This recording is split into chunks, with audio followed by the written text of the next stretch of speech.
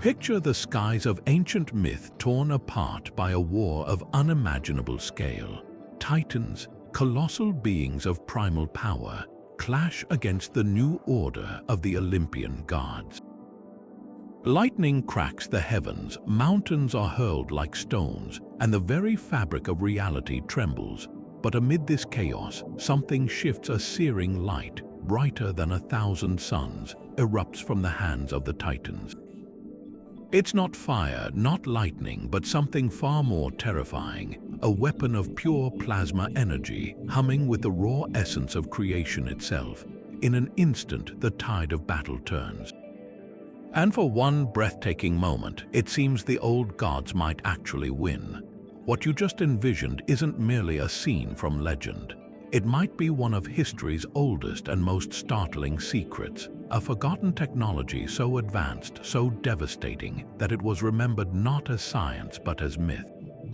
Today, we're going to explore what may be the most powerful weapon you've never heard of, the secret plasma energy device of the Titans. We'll journey beyond the familiar tales of thunderbolts and tridents, beyond the poetic imagery, and ask a thrilling question. What if these stories weren't just metaphors? What if they were records distorted by time, yes, but rooted in something real, something tangible and terrifyingly advanced? This isn't just about mythology. It's about human imagination brushing against the edges of a lost reality. It's about the possibility that our ancestors witnessed something extraordinary, something they could only explain through the language of gods and monsters. Stick with me, because what we're about to uncover will challenge everything you thought you knew about ancient history.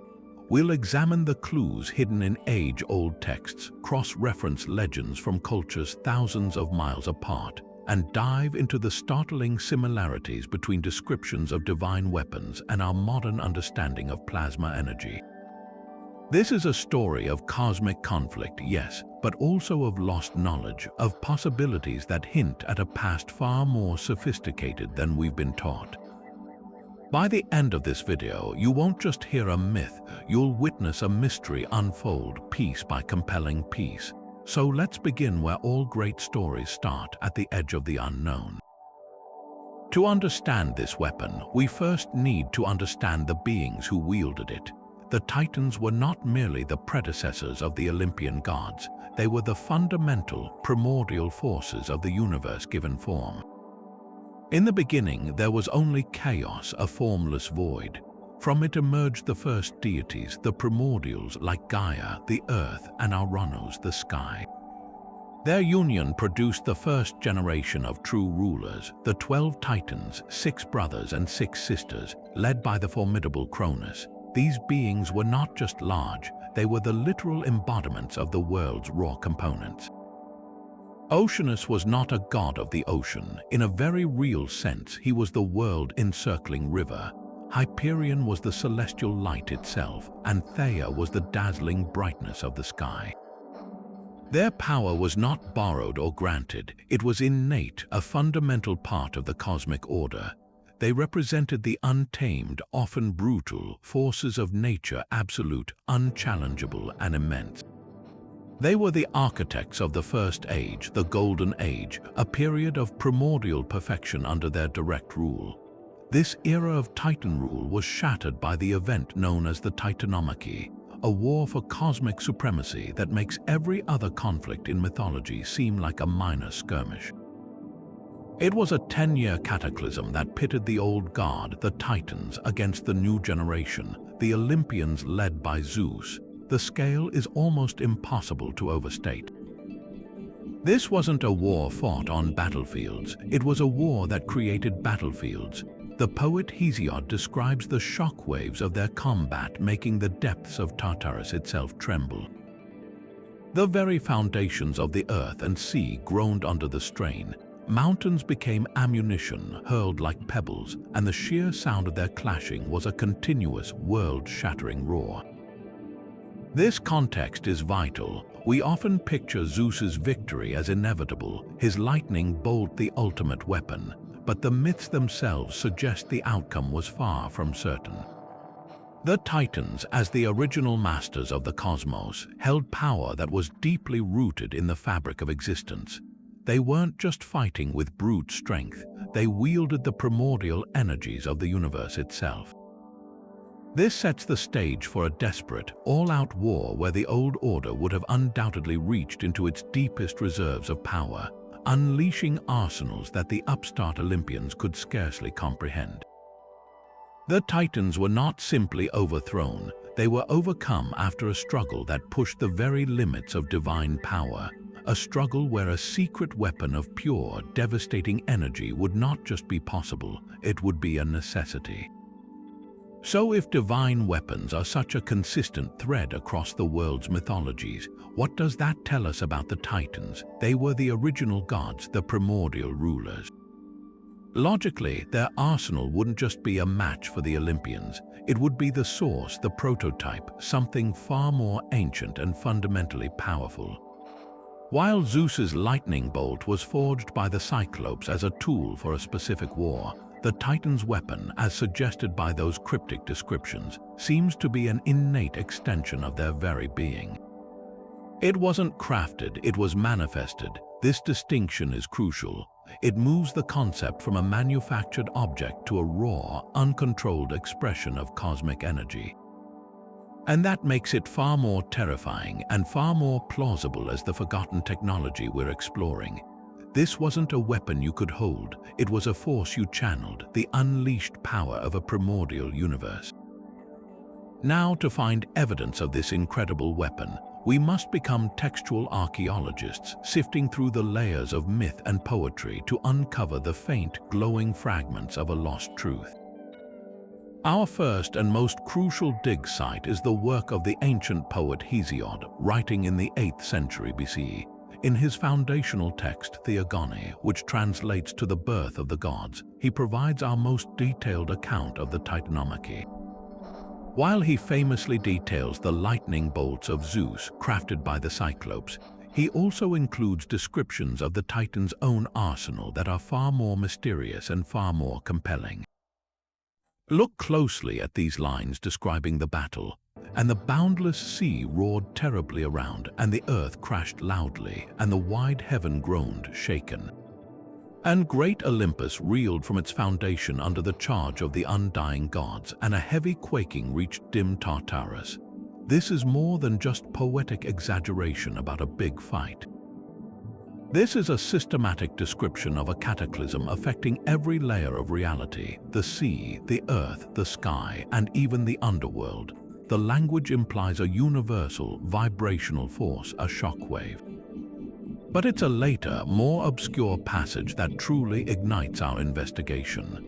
Hesiod describes the Titans wielding great rocks and hills, which is often taken literally. But consider the original Greek word used for their action, hissantes, which can mean hissing or whizzing. Rocks don't hiss or whiz, they crash and thud.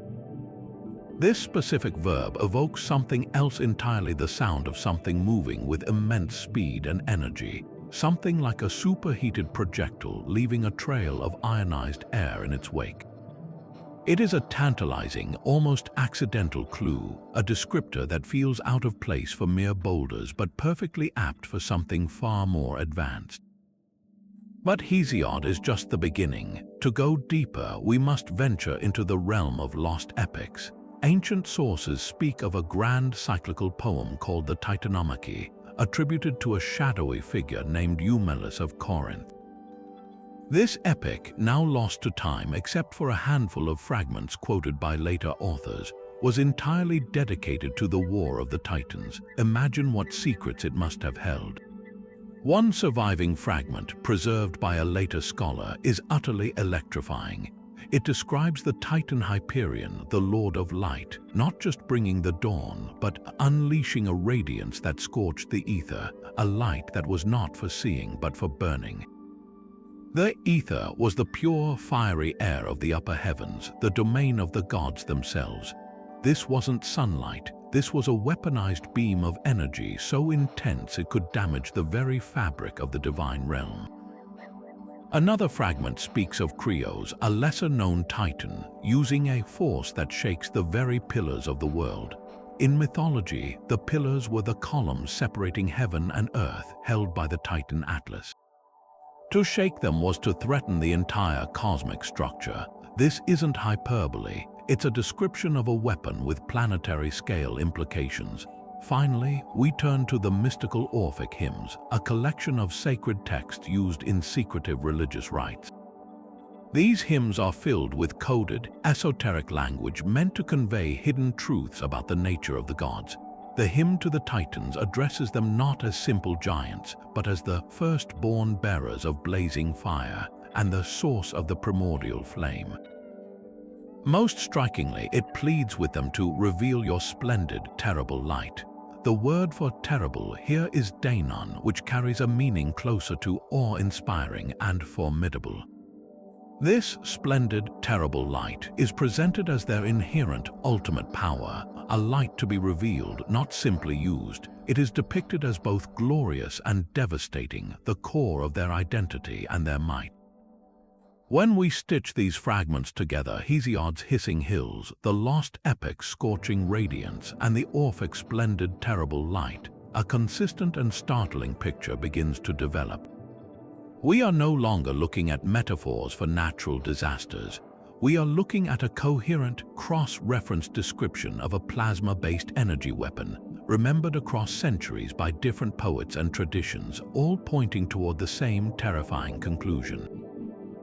This idea of a primordial energy weapon is thrilling, but it raises an immediate and obvious question. Plasma is a modern scientific term, the fourth state of matter. How on earth could ancient people who hadn't even discovered electricity possibly conceptualize something so advanced? The answer lies not in their textbooks, but in their skies. While they lacked our vocabulary, they were master observers of the world, and they regularly witnessed phenomena that we now scientifically understand as naturally occurring plasma. They didn't call it plasma, they called it magic or divinity or omens from the gods, and these breathtaking, terrifying events became the raw material for their stories, providing a real-world foundation for descriptions of divine weapons. Consider ball lightning, one of nature's most mysterious and least understood electrical phenomena. Imagine you're a shepherd in ancient Greece tending your flock on a mountainside.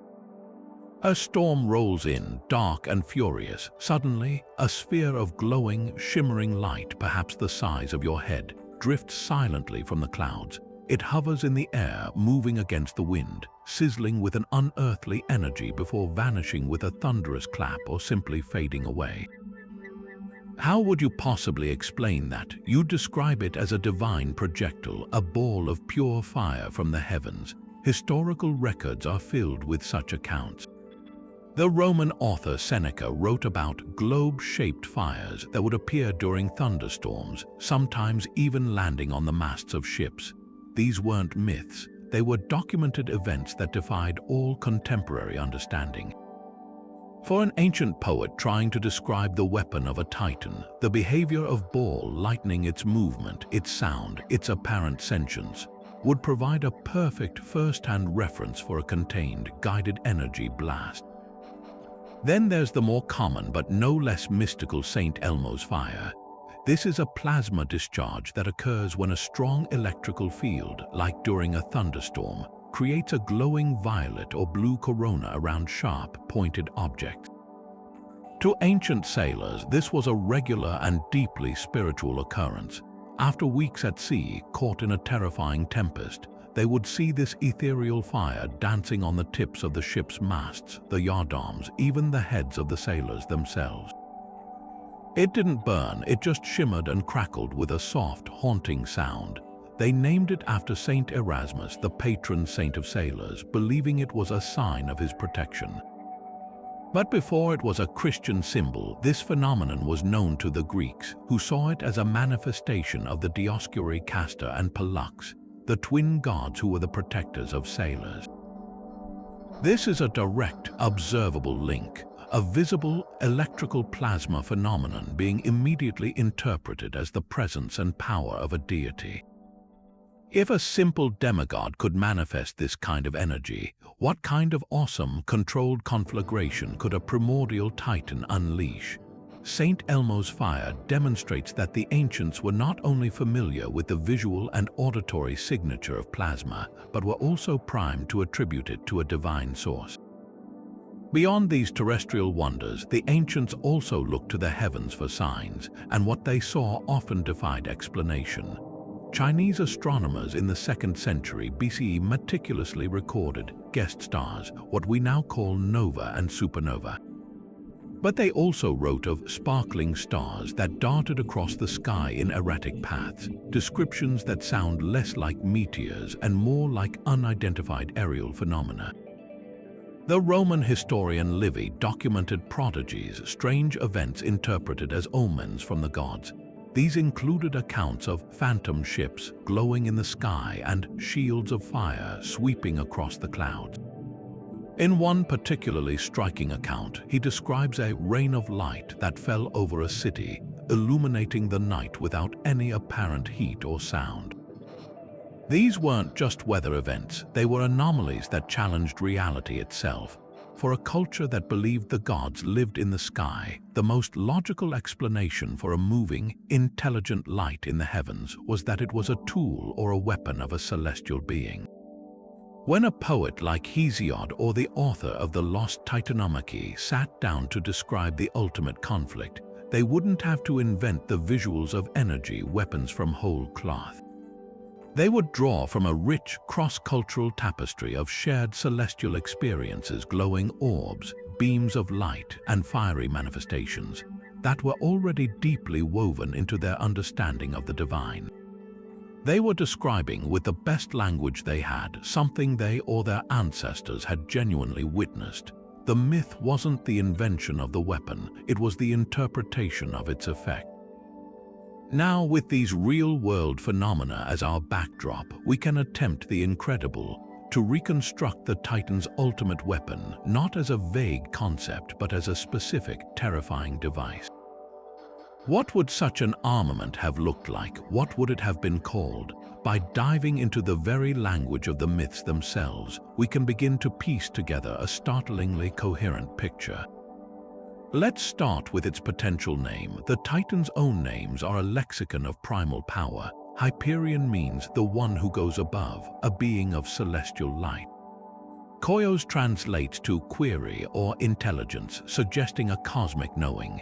Krios is often interpreted as Ram, but its root also implies a ruling power or force.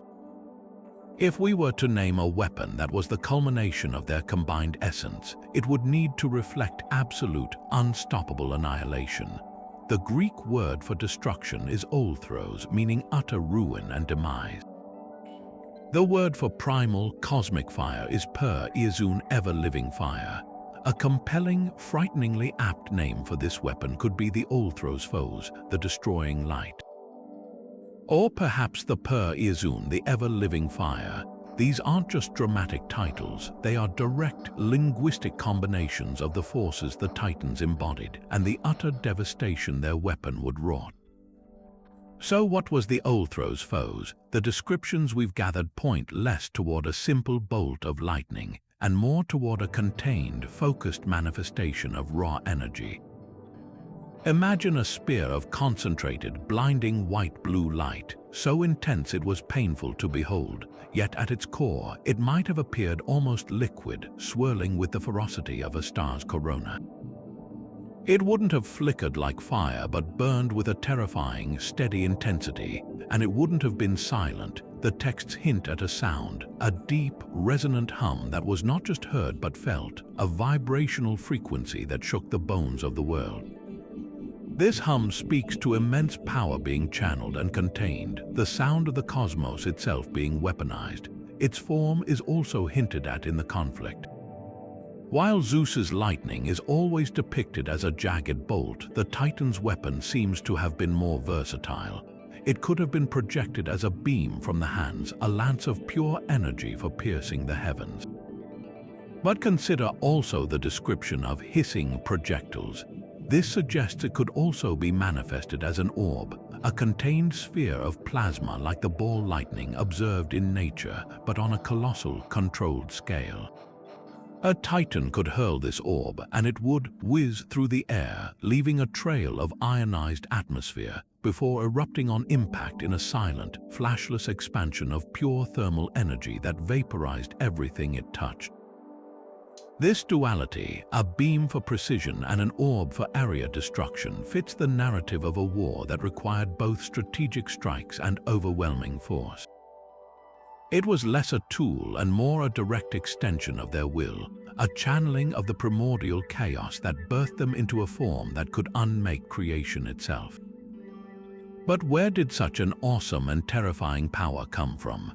If the Olympians' foes was the ultimate expression of the Titan's might, its energy source must have been equally profound. To find it, we need to venture into the deepest and most mysterious layer of ancient Greek cosmology, to a place that existed before the gods themselves, the abyss of Tartarus. Tartarus wasn't just a hellish prison for the defeated Titans, it was one of the first primordial entities to emerge from the void of chaos. Hesiod describes it as a gloomy, dank pit, as far beneath the earth is beneath the sky. But this simple description belies its true nature. Tartarus was not just a place, it was a sentient cosmic force, the very embodiment of anti-creation, disorder, and potential. It was the basement of reality, where the raw, unformed ingredients of the universe still swirled in a seething, chaotic maelstrom. This is the critical key to understanding the Titan's weapon. As the first children of Gaia Earth and Auronos Sky, the Titans were not just rulers of the world, they were intrinsically connected to its most fundamental forces. Their power wasn't borrowed, it was drawn from the same primordial wellspring that gave birth to existence. Think of them not as users of magic, but as conduits for the universe's baseline energy. While the Olympian gods later represented more refined concepts like law, wisdom, and craft, the ordered civilization that followed the wildness of nature, the Titans were the wildness itself. They could tap directly into the chaotic, creative, and destructive potential that simmered in the heart of Tartarus itself. Their weapon, therefore, wasn't charged by lightning or forged in a divine smithy. It was manifested by channeling the untamed fury of creation's dawn. We can find a powerful parallel in the very mechanics of the universe as we understand it today. Modern physics tells us that what we perceive as empty space is not empty at all. Quantum physics describes a vacuum state teeming with virtual particles constantly flickering in and out of existence, a roiling sea of potential energy at the subatomic level. Some theories even suggest this zero-point energy field, if it could be harnessed, would represent an almost limitless power source.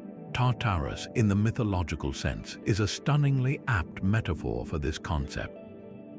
It was the original vacuum, the void from which everything came, and it was still brimming with the unmanifested potential of everything that could be. The Titans, as primordial entities, possessed the innate ability to tap into this cosmic reservoir. Their weapon, the Olympians' foes, was the physical manifestation of that tapped potential. It was the chaos of the vacuum given form and direction, a concentrated beam of pure, unformed reality that could unmake the ordered world the Olympians were trying to build. This distinction elevates their weapon from a mere tool of war to something far more significant. Zeus's famous lightning bolts, for all their power, were crafted artifacts. The Cyclopes made them and Zeus wielded them. They were a technology, however divine. The Titan's plasma weapon was an extension of their biology, their very essence. It was as natural to them as breathing is to us. This is why the descriptions feel so different. The lightning bolt is a thrown weapon, while the Titan's power is described as something that emanates from them, something they unleash. They weren't throwing spears of energy, they were focusing their innate connection to the primordial chaos into a devastating projection. This also explains why they were ultimately defeated. Their power was immense, but it was the raw, untamed power of the wild. The Olympians, though perhaps less fundamentally powerful, represented order, strategy, and collaboration. They used a crafted technology and tactical alliances to overcome a force of nature. The war, in this light, becomes less a simple battle and more a cosmic shift from primal chaos to structured order, and the Titan's weapon was the last, glorious flare of the old, wild universe before the new world was locked into place. In those early, earth-shattering days of the Titanomachy, the Olthro's foes was not merely a weapon. It was the ultimate instrument of cosmic tyranny, the very tool that enforced the brutal order of the old regime. Under the rule of Cronus, the Titans had already secured their dominance by committing an act of profound imprisonment. Fearing the sheer monstrous power of their own siblings, the one-eyed Cyclopes and the hundred-handed Hecatoncheires, they had cast them into the deepest, most lightless pit of Tartarus. This was more than a simple exile. It was an act of cosmic suppression, an attempt to bury the very forces of creation and raw, unstoppable force. And to ensure these primordial beings never escaped, the Titans stationed a guardian, the Dragon Camp, a monstrous she-dragon with the body of a serpent and 1,000 venomous coils. But her watchful eyes were not the only lock on that prison door. The true barrier, the invisible wall that sealed their siblings away, was the ever-present, terrifying threat of the Titan's plasma energy weapon. Imagine the landscape of this primordial world. The earth was still fresh and malleable, its mountains not yet set in their places, its seas still settling into their basins. This was the stage upon which the first battles for control of the universe were fought. When a rebellious rumble echoed from the depths of Tartarus, when the Hecatoncheires strained against their chains with enough force to make the world tremble, the Titans would respond with a display of power so absolute it was burned into the memory of the land itself. A Titan, perhaps Hyperion or the mighty Atlas, would raise a hand, and the air would crackle with the building hum of immense energy. Then, a lance of that blinding white-blue light would lance downward, not at an enemy army, but at the earth itself. The effect was instantaneous and cataclysmic. Where the beam struck, the ground didn't just crack, it vaporized. Solid rock turned to superheated gas, leaving behind vast, gaping chasms that plunged miles deep into the darkness. These were not canyons carved by water or time. They were wounds, savage tears in the fabric of the world, their edges glazed with a glassy, obsidian slag from the unimaginable heat. The Titans used these scars as a graphic warning, a message to any who would challenge them. They could, with a mere thought, unmake the very ground beneath their feet. The myths speak of places like the Phlegrean Fields in Italy, a landscape still smoking with volcanic fumes thousands of years later. Could such a place be the ancient geological scar of a plasma blast from the age of the Titans? It's a compelling thought that our planet might still bear the faded marks of this first divine war. Their control extended beyond the earth and into the heavens themselves. The skies were not a safe haven for any potential challenger. To demonstrate their absolute command over all elements, the Titans would unleash volleys of those hissing, shimmering plasma orbs high into the atmosphere. These spheres of contained energy would explode in silent, flashless detonations that scorched the very air, turning the blue sky into a bruised canvas of violet and angry orange. The upper air, the aether where the gods were said to reside, would ripple and warp from the thermal shockwaves, creating auroras of terrifying beauty that were less a light show and more a blanket of oppressive energy. This scorched sky served a dual purpose. It was a constant, visible reminder of their power to every living thing below, and it acted as a kind of divine no-fly zone, a searing barrier that prevented any form of escape or aerial approach to their stronghold on Mount Athres. This is how the Titans maintained their golden age of terror. Their reign was not one of peace and prosperity as it is sometimes softly remembered, but an era of absolute, stifling control enforced by the threat of instant, incomprehensible annihilation. The Cyclopes, masters of forging and craft, languished in the darkness, unable to shape the very weapons that would one day free the universe. The Hecatoncheires, with their 100 arms capable of hurling 100 mountains at once, were held in check not just by chains, but by the knowledge that any attempt to break free would bring that searing, world-rending light down upon them and the very earth they sought to protect. The weapon was the key that kept the prison door locked, and for untold ages it seemed that key was lost forever. The balance of power was absolute, and the reign of the Titans appeared unshakable, a perpetual twilight under a scorched and fearful sky. For Zeus and his fledgling Olympian alliance, the sudden emergence of the Titans' plasma weapon represented a threat so profound it was existential. This was not a challenge to their authority alone. It was an assault on the very principles of their being and the new world they were fighting to build. The Olympians were, by their nature, beings of order. Zeus embodied justice and law, Poseidon the structured domains of the sea, and Hades the organized, if gloomy, division of the underworld. Their power was immense, but it was a structured power bound by rules and domains. The Olthros' foes, by contrast, was pure, unstructured chaos given a terrifyingly focused form. It was a power that recognized no domains, respected no laws, and answered to nothing but the will of the Titan wielding it. This fundamental opposition, order versus primordial chaos, is what made the weapon so uniquely terrifying to the new gods. The most immediate and personal threat was the weapon's apparent ability to bypass the divine immortality that was the birthright of every god.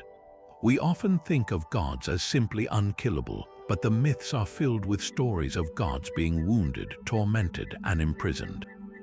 True final destruction was incredibly rare, often requiring specific, extraordinary circumstances. The Titan's plasma beam seemed to be one of those circumstances. Where a lightning bolt might cause a god immense pain or temporarily scatter their form, the descriptions suggest the Olthros' foes could achieve something far worse, the permanent disintegration of divine essence.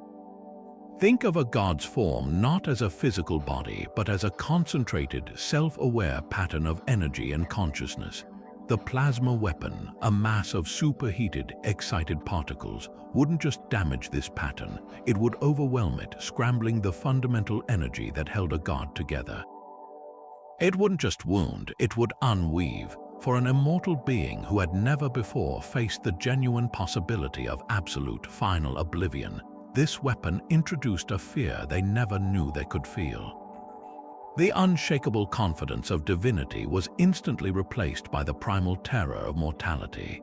Beyond the threat to individual gods, Zeus saw the even greater danger the weapon posed to his entire cosmic project. His vision for the universe after the Titans was one of structure, balance, and clear separation. The sky was his domain, the sea Poseidon's, the underworld Hades. The earth would be a shared space for gods and mortals. This entire carefully planned order was built upon the stability of the elements. The Titan's weapon directly attacked this stability. Its blasts didn't just create craters, they vaporized the barriers between realms.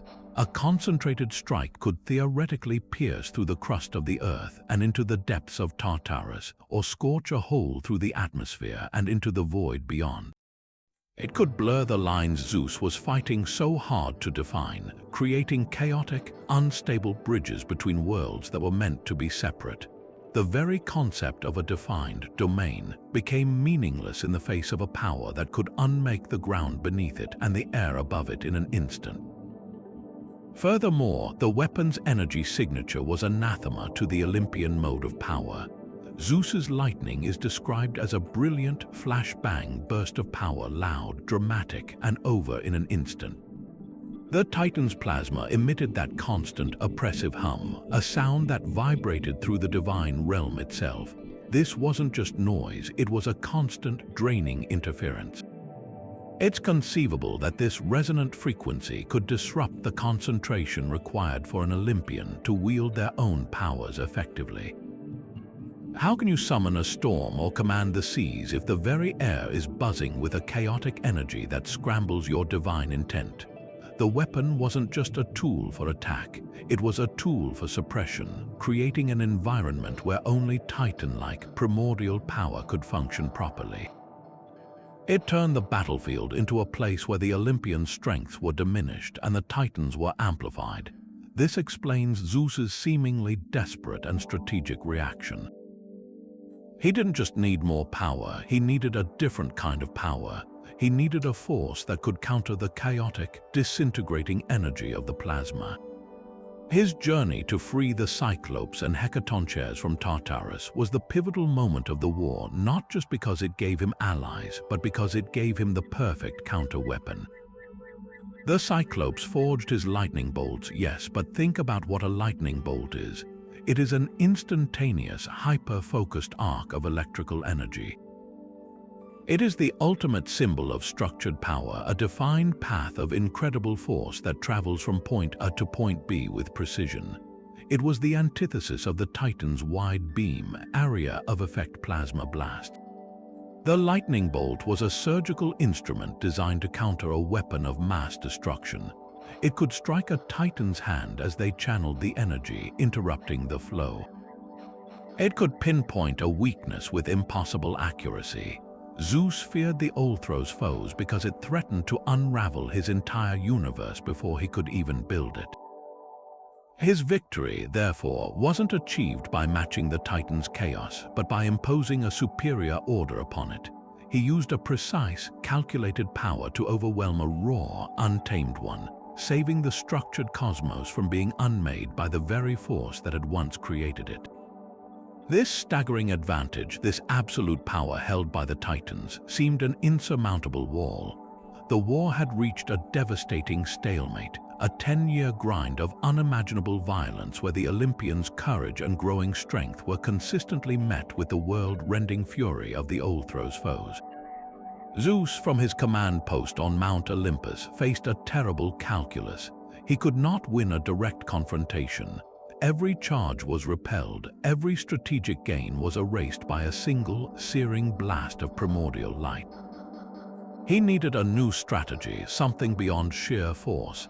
He needed to change the rules of the game entirely. The key to victory would not be found in matching the Titans' power, but in taking it away from them. The only path forward was a mission of impossible daring, the theft of their ultimate weapon.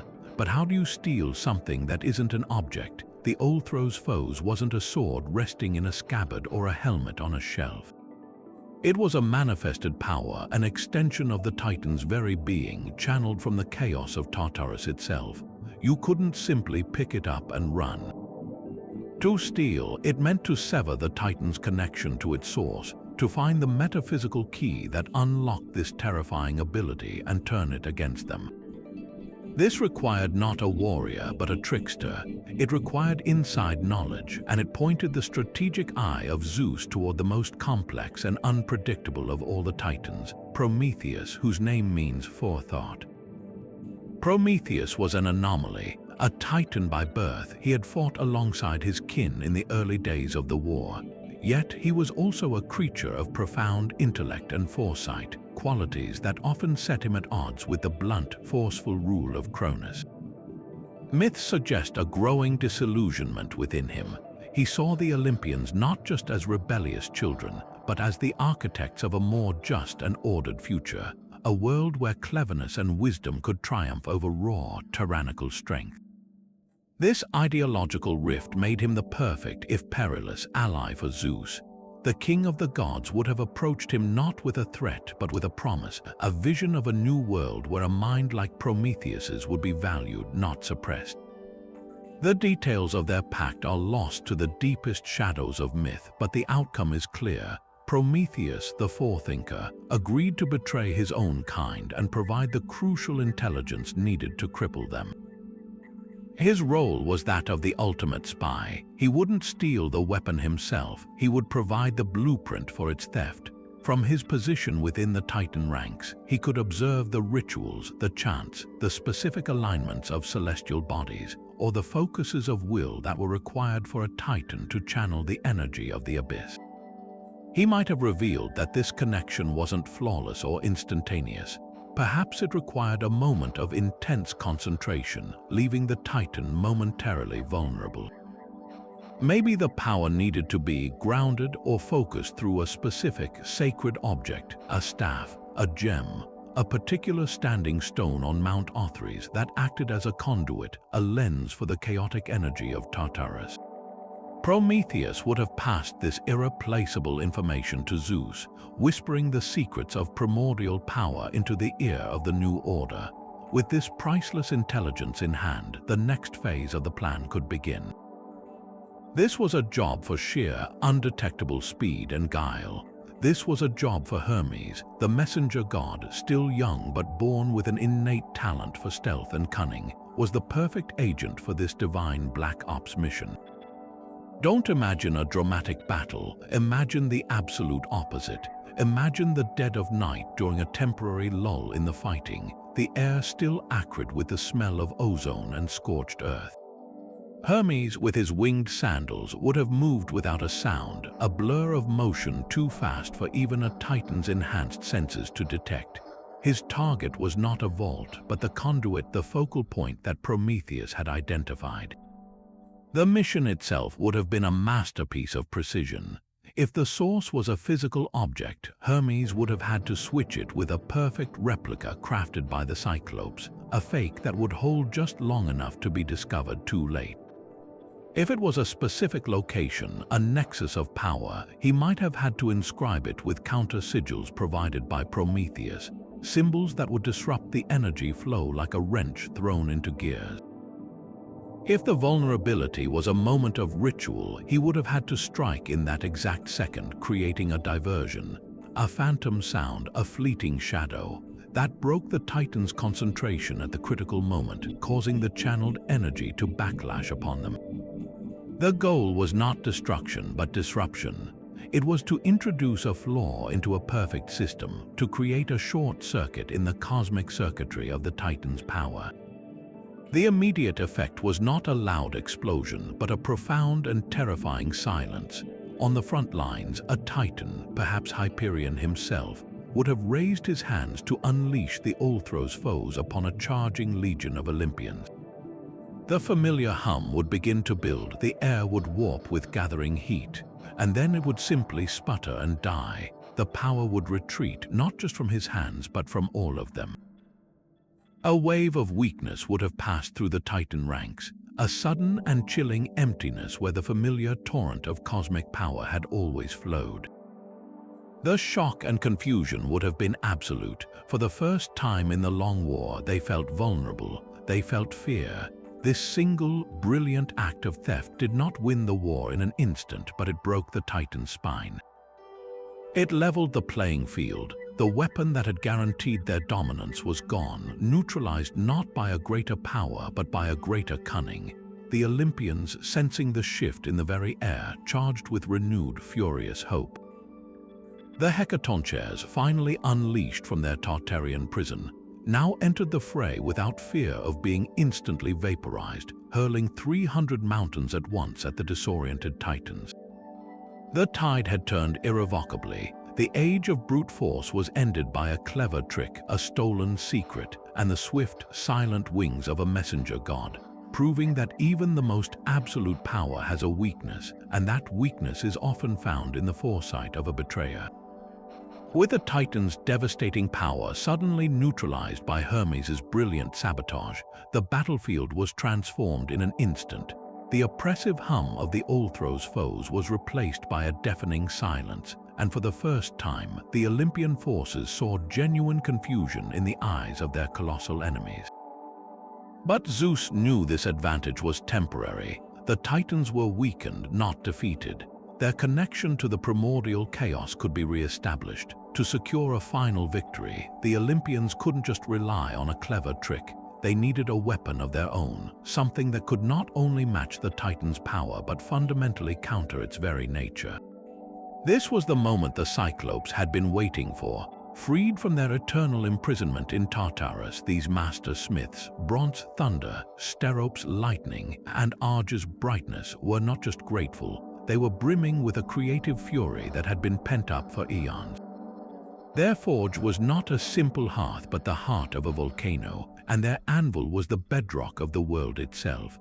The assignment from Zeus was precise and immense. He didn't ask for a bigger version of the Titan's weapon, he asked for its antithesis. The Titan's plasma was raw, chaotic, and wide area, a force of pure disintegration. Zeus needed something focused, controlled, and precise, a weapon of supreme order.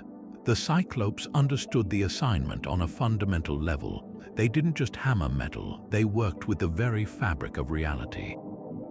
They began by capturing the untamed fury of the storm, but they didn't stop there.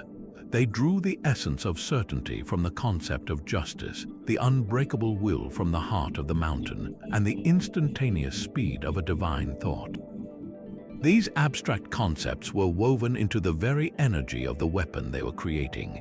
The result was not one, but three artifacts of unimaginable power: the master bolt for Zeus, the trident for Poseidon, and the helm of darkness for Hades. But it was Zeus's lightning bolt that was the masterpiece, the ultimate countermeasure. So what made the lightning bolt so different? It all came down to the nature of its energy and its delivery.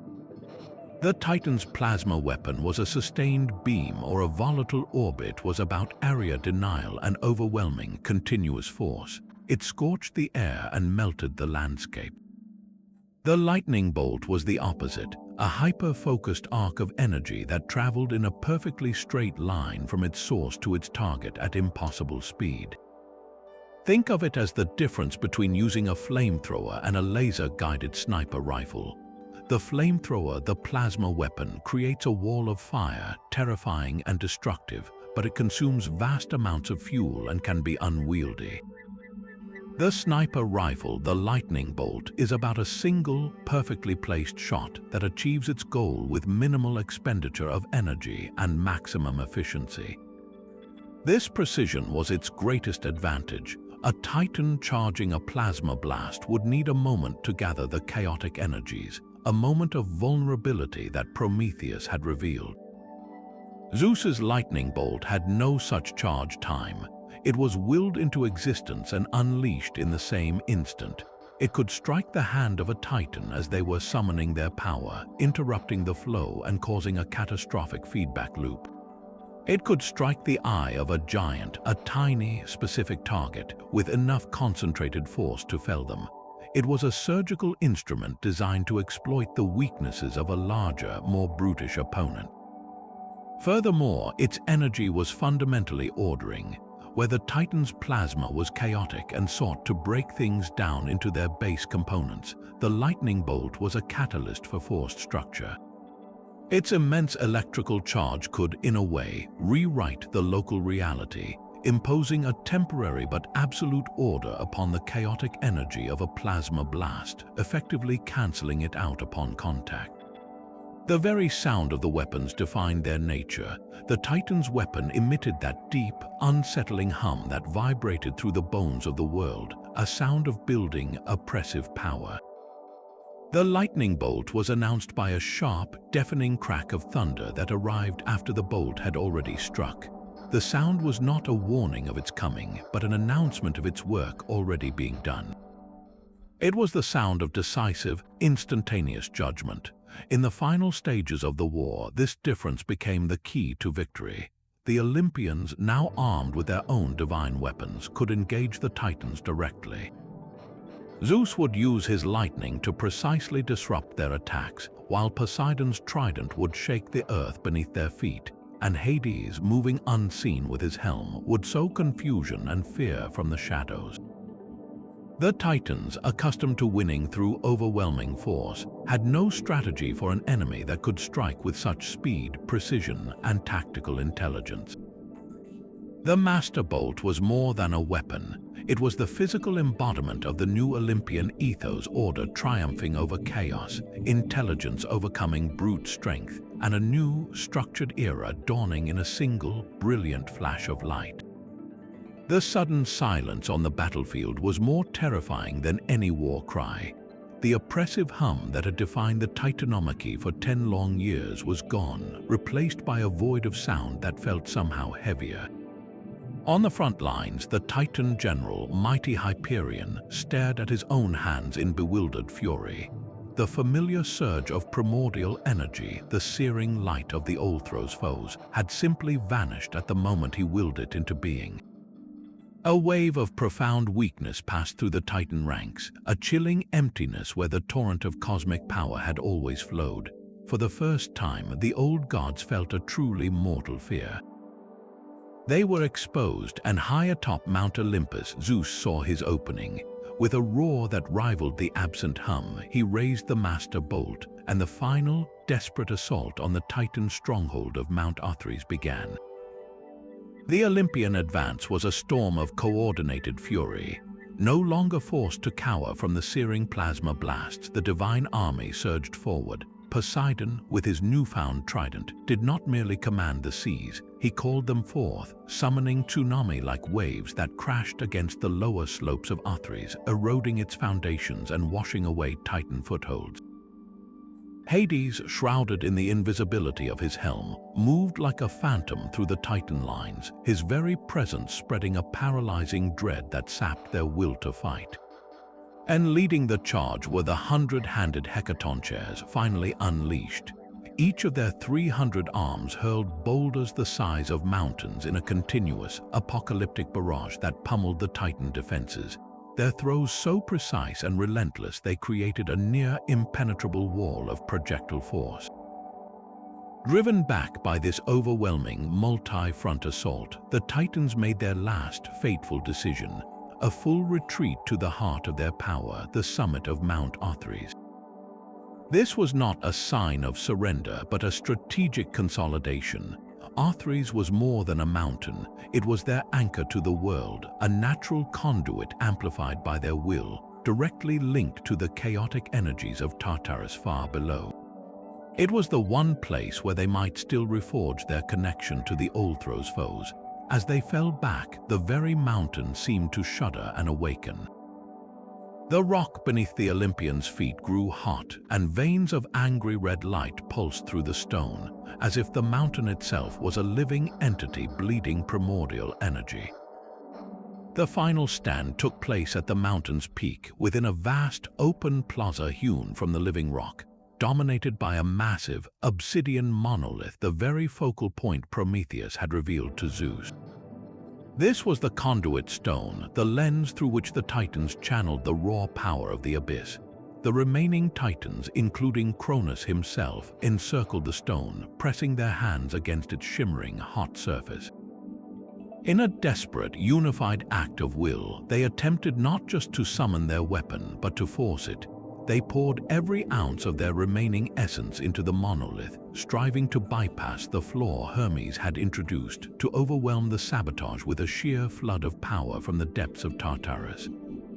For a moment, it seemed they might succeed. The air, already thick with the smell of ozone and ash, grew heavy and hard to breathe.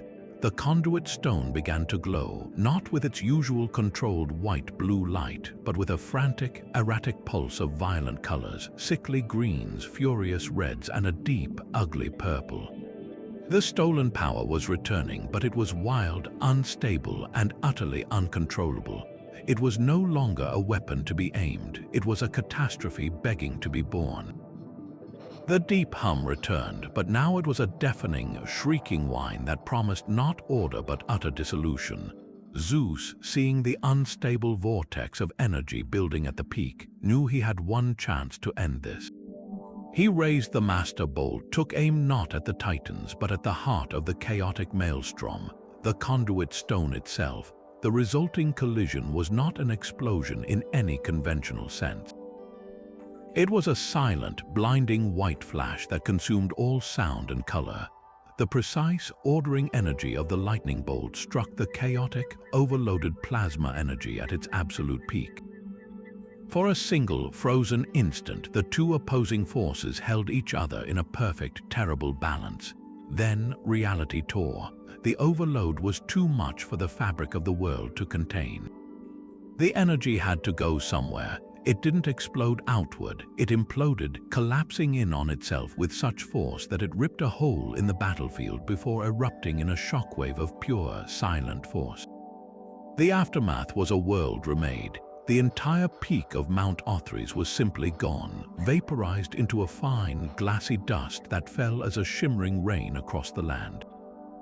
In its place was a massive, smoldering caldera, its edges fused into smooth, volcanic glass. The force of the blast flattened everything for miles, creating a strange, circular plain around the base of the shattered mountain. This event, lost to myth but possibly preserved in geology, offers a startling explanation for certain landscapes found around the Mediterranean. The Phlegrean fields near Naples, a region still volcanically active, pockmarked with fumaroles and steaming craters, could be seen as the ancient, fading scar of this cataclysm.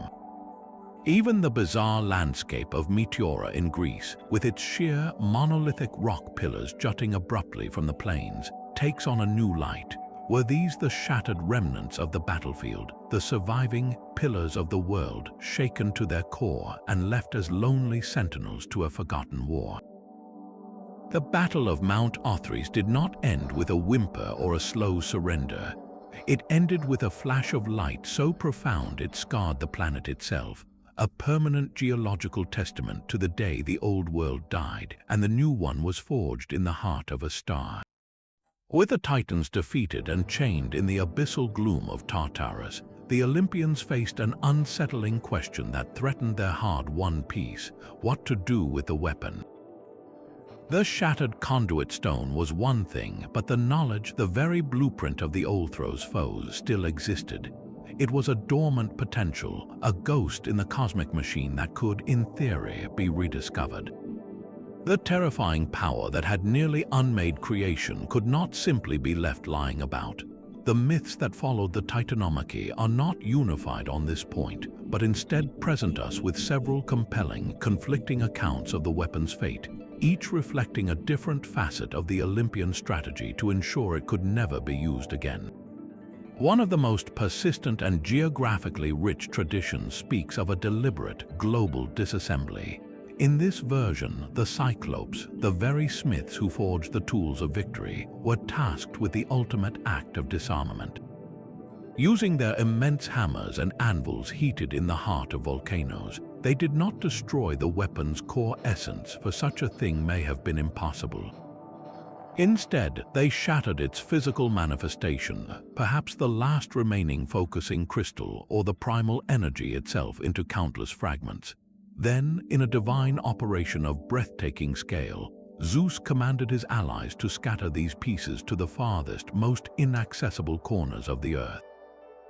Imagine the god Hermes, his winged sandals carrying him at the speed of thought, depositing a shard deep within a steaming jungle caldera in a land that would one day be called Mesoamerica. Picture Poseidon diving to the very floor of the ocean, to the crushing dark trenches where no light ever falls, and sealing a fragment beneath a tectonic plate.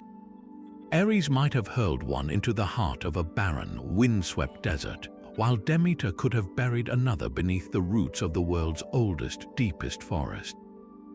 This theory offers a tantalizing explanation for those places on Earth that feel inherently ancient and powerful sites that have drawn mystics and legends for millennia. The oracle at Delphi, where priestesses breathed in vapors from a fissure in the earth to see the future, could it sit atop a buried sliver of this power?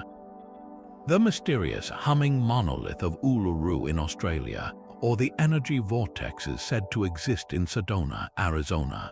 Could these be the final resting places of the Titan's shattered weapon, their residual energy subtly influencing the world for ages? A second, far more terrifying myth suggests that the safest prison for the weapon was the same one that held its creators. The Olympians, in a move of brutal poetic justice, cast the essence of the Olthros' foes down into the deepest pit of Tartarus.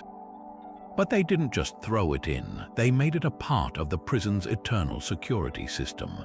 This version holds that the weapon was not dismantled but repurposed, its energy woven into the very walls of the abyss.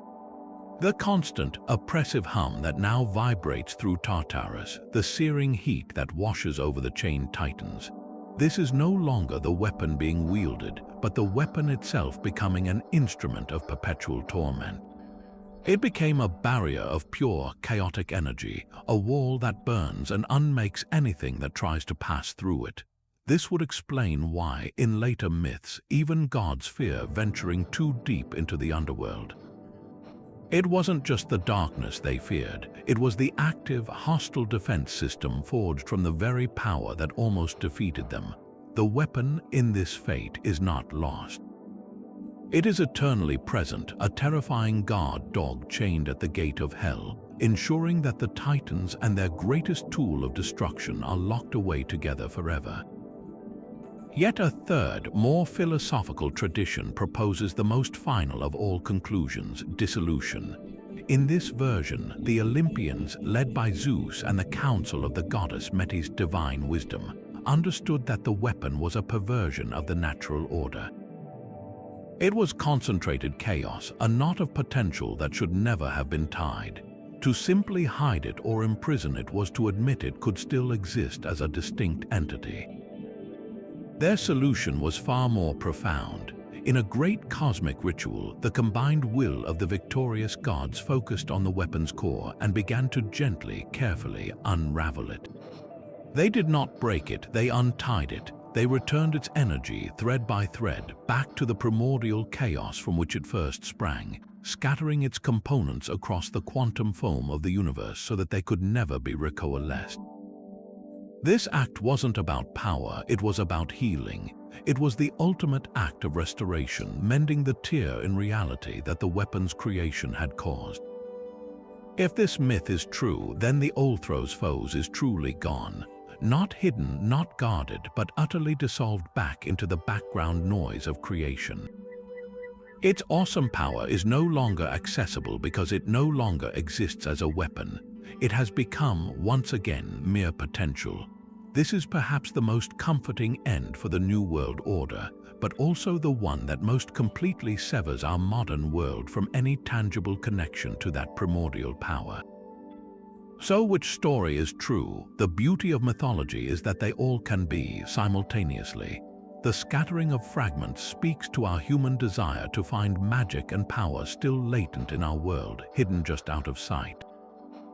The imprisonment in Tartarus appeals to our understanding of justice and eternal consequence, a warning against such unchecked power, and the dissolution satisfies a philosophical need for balance and the restoration of natural law. Together, they form a complete picture of the Olympian victory. They didn't just win a war, they systematically eradicated the very concept of the weapon that threatened them, using every tool at their disposal: physical action, strategic imprisonment, and metaphysical wisdom. The fate of the Olthros foes wasn't a single event, but a multi-layered campaign to ensure the Titan's terror could never rise again, leaving us with only echoes of its power in the world's most mysterious places and the oldest of our stories. This incredible power attributed to the Titans inevitably pushes our inquiry into a thrilling and speculative realm. We've explored it as a mythological concept, but what if we've been reading the story all wrong? What if the legends of the Olthros foes are not a record of divine magic, but a distorted, millennia-old memory of a sophisticated prehistoric technology? This line of thinking, often associated with the ancient astronaut theory, asks us to consider a radical possibility: that the gods and titans of myth were not supernatural beings, but an advanced civilization, perhaps even visitors from another world, whose technological capabilities were so far beyond the understanding of later Bronze Age Greeks that they could only be interpreted as divine power. Let's engage with this idea not as a definitive truth, but as a fascinating thought experiment. The core principle here is the concept of cargo cult, thinking on a grand civilizational scale. Imagine a catastrophic event that wipes out an advanced global culture, reducing humanity to a simpler state. Centuries later, the descendants of the survivors stumble upon the ruins of their ancestors' world. They find strange artifacts, incomprehensible machinery, and perhaps even faded murals depicting wonders they cannot fathom. Without the context of the science that created them, how would they explain a power source that could vaporize stone, or a handheld device that projects a beam of searing light? The most logical conclusion, using their own framework of understanding, would be that these were the weapons of gods and giants. The myth becomes a cultural memory, a story that preserves the what of an event while completely misunderstanding the how. This perspective forces us to re-examine the specific descriptions of the Titan's weapon through a technological lens. That splendid, terrible light that was not for seeing but for burning sounds less like a magical spell and more like the beam of a high-energy laser or a directed energy weapon. The deep, resonant hum that vibrated through the battlefield is a perfect description of the sound made by a massive power generator or a capacitor bank building up an immense charge. The hissing projectiles that whizzed through the air could easily be interpreted as plasma bolts or some form of magnetically accelerated projectile weapon. Even the weapon's apparent ability to disintegrate matter aligns startlingly well with the theoretical effects of a weapon that superheats its target to the point of instantaneous sublimation, turning solid matter directly into gas. The potential source of this power becomes even more intriguing. We discuss the Titans drawing energy from the primordial chaos of Tartarus. In a technological reinterpretation, Tartarus is not a mythical abyss but a metaphor for a fundamental power source.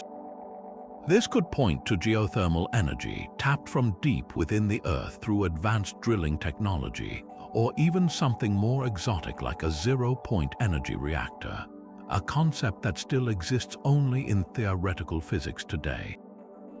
The idea that this power was an innate part of the Titan's being could be a misunderstanding of their seamless interface with this technology. Perhaps they wore sophisticated exosuits or used neural implants that allowed them to control these devices with a thought, making the technology appear to be a natural extension of their own bodies. This theory also provides a compelling new angle on the war itself. The Titanomachy might not have been a war between gods and giants, but a devastating global conflict between two factions of this advanced civilization. One faction, the Titans, might have represented an old god that wielded this terrifying plasma technology, using it to maintain absolute control. The opposing Olympian faction could have been revolutionaries who developed a counter-technology, the precise electrical discharge of the lightning bolt to overcome it. Zeus's quest to free the Cyclopes and Hecatoncheires from Tartarus could be a mythological retelling of a risky mission to liberate brilliant engineers and soldiers from a high-security prison or an underground bunker, recruiting their expertise to turn the tide of the war. The aftermath of this hypothesized conflict offers a chilling explanation for the lack of physical evidence. A war fought with such weapons would not leave behind simple ruins, it would create a geological scar. The vaporized peak of Mount Othrys, the glassified plains around it, these sound like the after effects of a thermonuclear detonation or a series of titanic energy weapon strikes. Such an event could have triggered a nuclear winter or a worldwide cataclysm, plunging the planet into a dark age and effectively resetting human civilization. The survivors, left in a primitive state, would have only the burned-out husks of a world they couldn't understand and the terrifying stories of what happened there. These stories, told and retold over countless generations around campfires, would slowly transform from history into legend and from legend into myth.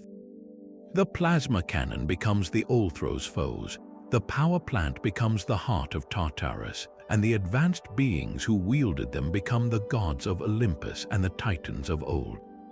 This is where our search moves from the pages of myth to the very stones of our world, asking if our planet itself might hold the scars of this primordial war. We journey now from the realm of story to the field of archaeology, to examine some of history's most perplexing and controversial physical anomalies, places where the Earth itself seems to bear the marks of an ancient, impossible heat. Could these be the long-cooled geological echoes of the old Thro's foes? Our first and most compelling stop is in the misty glens and rugged highlands of Scotland, at a series of Iron Age structures known as vitrified forts. These are not your typical stone ruins. At sites like Tap O Noth, Craig Fadraig, and Dunadir, sections of the massive defensive walls are not just tumbled down, they are quite literally fused together. The stone has been melted and fused into a crude, glassy slag, as if some immense heat, far beyond the capability of any ordinary Iron Age fire, washed over them. Conventional archaeology has long struggled to explain this phenomenon. The theory that builders intentionally set fires against the walls to strengthen them with timber-laced stonework doesn't fully hold up. While experiments have managed to vitrify small sections of rock, achieving the consistent, widespread fusion seen at these forts would require sustained temperatures in excess of 1,100 degrees Celsius, a heat comparable to a blast furnace, not a bonfire. The process would also require a perfect, swirling airflow to distribute the heat evenly, something a simple wall fire could never produce. The result is a mystery that has endured for centuries. How, and more importantly why, did ancient people somehow melt solid stone ramparts? Now consider these forts through the lens of our myth. Imagine not a deliberate act of construction, but a moment of catastrophic defense. Picture a desperate last stand against an overwhelming force. A blinding beam of energy sweeps across the battlements, not to shatter the stone, but to superheat it instantaneously. The outer surface liquefies, flowing like lava before cooling rapidly into the hard, glassy crust we see today. The intense, focused heat explains the vitrification in a way that scattered fires simply cannot. It wasn't an act of building, it was the terrifying byproduct of an attack. The fort wasn't strengthened, it was scarred by a weapon its defenders could not possibly comprehend. But the mystery deepens beyond Scotland. Across the globe, we find other ancient sites that hint at the application of impossible heat. In the ancient Egyptian temple complex at Karnak, there are granite blocks with surfaces that appear to have been vitrified, as if briefly exposed to a heat so intense it began to melt the very quartz within the stone. In the deserts of California and the American Southwest, there are strange finds of ancient slag glassy metallic residues that have no clear explanation tied to known Native American smelting or ceramic practices. These anomalous materials are often dismissed or ignored because they don't fit the established narrative of technological development. They are outliers, inconvenient truths that point to a moment of extreme thermal activity for which we have no ready explanation. Perhaps the most famous and hotly debated example comes from a much later period but points to a similar effect. The siege of the Moorish castle of Saint-Estève in Roussillon, France, in the year 1242, was described in chronicles in a way that gives any student of this topic pause. The records state that the attacking French forces used machines that threw lightning to assault the fortress's walls. While this is often interpreted as a poetic description of trebuchets, the result was decidedly unpoetic. Sections of the castle's stone walls were found to be vitrified after the attack. This is a documented historical event that explicitly links a lightning-like weapon to a physical effect we now know requires extraordinary heat. It stands as a tantalizing, later-era hint that the knowledge or the technology for such devices might have persisted in fragmented form long after the age of myth. So, what are we to make of all this? Do these vitrified stones prove the existence of plasma weapons in antiquity? Not definitively, of course. Absolute proof remains elusive. But they do something perhaps more important. They provide a physical, tangible correlate to the descriptions found in the myths. They create a bridge between the world of story and the world of stone. They show us that the concept of a heat capable of melting rock was not just a flight of poetic fancy. It was something that actually happened to ancient structures for reasons we still cannot fully explain with conventional history. These forts and anomalous slag heaps are like a message from the past written in a language of fused rock and glass. We've been reading them as a question about ancient construction techniques. But maybe we've had the question wrong all along. Maybe we should be reading them as an answer, as the silent, enduring testimony to a time when the weapons of the gods were real and the earth itself was their canvas. These haunting echoes from our deepest past resonate with an almost unsettling clarity when we hold them up against the bleeding edge of modern weapons research. The fantastical descriptions of the Titans' overthrows foes, the searing beam of light, the resonant hum, the hissing projectiles, the instant vaporization of matter no longer require a leap of faith into mythology. Today, they read like a speculative design brief for a class of advanced armaments currently being developed in laboratories around the world, directed energy weapons and plasma cannons. The parallels are not just intriguing, they are, in some cases, downright uncanny. Let's start with the most direct comparison, the beam weapon. The Titan's ability to project a splendid, terrible light that could scorch the ether and burn rather than illuminate finds its closest modern relative in the laser weapon, or more specifically, high-energy lasers. Systems like the US Navy's LAWS laser weapon system are designed to do exactly that. They focus a coherent beam of light onto a target, transferring immense thermal energy to a single, precise point.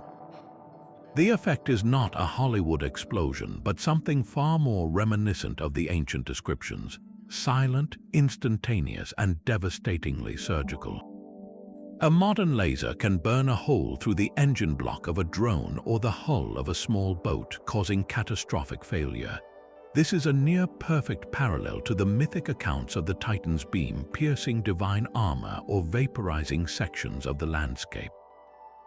The key similarity is the method of destruction: intense, focused heat delivered at the speed of light. But the Titan's weapon, as described, seems to have been more versatile than a simple laser. It also manifested as those hissing orbs of energy, which aligns more closely with another futuristic concept, the plasma cannon. Plasma, the fourth state of matter, is essentially superheated gas where electrons are stripped from atoms, creating a swirling, energetic soup of ions. In modern research, projects like the US Air Force's theoretical Marauder program in the 1990s explored using explosive-driven magnetic fields to contain and propel a toroid, or donut-shaped ring of plasma. The intended result, a projectile of contained, superheated energy that could travel vast distances to deliver a devastating thermal and kinetic impact.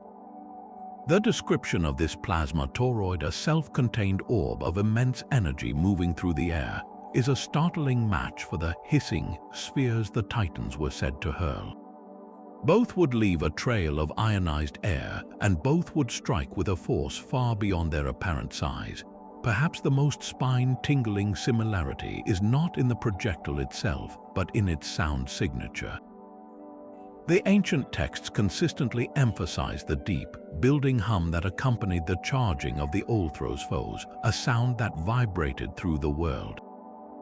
This is not poetic fiction. It is a precise description of the audio profile of a high-energy capacitor bank. Modern directed energy weapons require massive amounts of electricity to be stored and then discharged in an instant. The process of building that charge, whether in the capacitors of a laser system or the magnetic coils of a plasma weapon, produces a distinct and rising electrical hum, an audible warning of the immense power about to be unleashed. The myths captured this ancillary effect with an accuracy that feels less like coincidence and more like observation. Finally, we have the destructive effect on the target. The weapon's ability to seemingly disintegrate matter, leaving behind glassy slag and vaporized craters, is the most convincing piece of this puzzle. This is the literal hallmark of energy weapon impact. When a concentrated energy beam, whether laser or plasma, strikes a material like rock or metal, it doesn't just break it, it superheats it to the point of sublimation, turning it directly from a solid into a gas. What remains is often a vitrified, glass-like residue on the surrounding material, exactly like the glassy obsidian slag described at the sites of the mythical battles and found at real-world vitrified forts. The myth and the modern science describe the same forensic evidence. This convergence of description and function forces a profound question. Are we, in the 21st century, simply reinventing a technology that was not invented but remembered? The eerie alignment between the attributes of the Titan's weapon and the principles governing our most advanced arms projects suggests a possibility that transcends simple parallel development. It implies that the core concept of channeling raw energy into a focused, destructive force may be a recurring archetype, one that exists in our collective imagination because it once existed in our collective reality. We are not just building new weapons, we may be walking a path that was first forged in a war so ancient, its history survives only as our oldest myth. Beyond the thrilling possibilities of lost technology and ancient warfare, the myth of the Titan's weapon resonates on a profoundly deeper, symbolic level. It functions as a powerful metaphor, a way for the ancient Greek mind to process and give form to the most overwhelming and terrifying forces they encountered in their world. The Olthro's foes can be understood not as a physical object, but as the ultimate symbol of nature's untamable, devastating power. For a people living at the mercy of the Mediterranean, sudden and violent storms, earthquakes that shattered the ground without warning, and volcanic eruptions that turned the sky to ash were not merely weather events. They were expressions of a cosmos that was fundamentally chaotic and indifferent to human suffering. How does a civilization explain a tsunami that wipes out a coastal village or a lightning strike that ignites a famine-inducing forest fire? They personify it. They create a story. The Titan's plasma beam becomes the perfect narrative vessel for this raw, environmental terror, a concentrated manifestation of the natural world's capacity for instantaneous, incomprehensible destruction. It was the mythic answer to the unanswerable question of why the very earth beneath their feet could sometimes feel so hostile and dangerous. This symbolism extends further, representing the chaos of the primordial world that the Olympian gods sought to control and structure. The transition from Titan rule to the reign of Zeus was, in essence, a mythic representation of the human struggle to impose order on chaos. The Titans embody the wild, untamed state of the universe, a realm without laws, without agriculture, without the comforting structures of city-states and divine patronage. Their weapon is the ultimate expression of that disorder. It is power without purpose, destruction without reason. The Olympians, by contrast, represent the principles of civilization: justice, law, craft, and diplomacy. Zeus's victory, achieved through cunning and a precisely forged weapon, is the mythical triumph of organized society over the terrifying randomness of the wild. The war wasn't just about who would rule the heavens. It was a story about the very birth of a world where things could make sense, where cause could be linked to effect, and where the gods could be petitioned for mercy. The plasma weapon is the last desperate flare of the old chaos before it is finally chained in the depths of Tartarus, allowing for the ordered cosmos we know to emerge. Perhaps the most potent symbolic interpretation is that of divine wrath. The Greeks lived in a world where the gods were not distant, benevolent figures, but intensely personal and capricious beings whose anger could be provoked by a misplaced boast, a broken oath, or a neglected sacrifice. The terrifying and arbitrary punishment of figures like Sisyphus or Tantalus in the underworld served as constant reminders of this divine fury. The Titan's weapon becomes the ultimate metaphor for this aspect of the gods. It is retribution made manifest, absolute, inescapable, and horrifyingly final. It symbolizes a form of punishment that is not just physical but existential, capable of utterly erasing a being from the fabric of reality. This reflects a deep-seated cultural anxiety about the precarious relationship between humanity and the divine. The weapon is a narrative device that externalizes the fear of divine judgment, giving a tangible, terrifying form to the abstract concept of offending the gods. It is the answer to the question of what the absolute worst possible outcome could be, making the stories of those who narrowly avoided such a fate all the more powerful and cautionary. In the end, the Olympians' foes is more than a weapon. It is a multifaceted mirror held up to the fears, anxieties, and fundamental questions of the culture that created it, proving that the most enduring power of myth is its ability to give shape to the formless terrors of the human experience. Even after the Titans were chained and their weapons seemingly lost or dismantled, the idea of such an ultimate power refused to fade from the human imagination.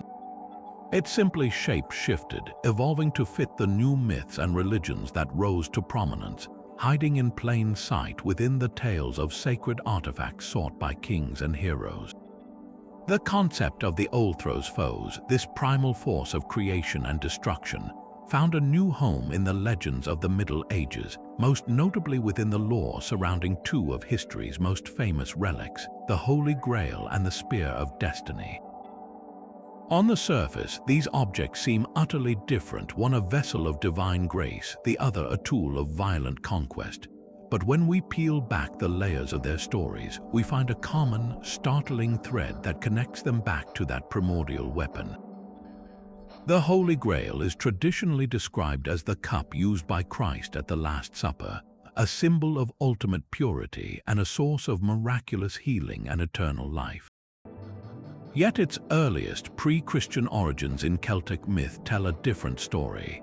In the Welsh tales, it wasn't a cup at all, but a magical cauldron belonging to the Lord of the Underworld.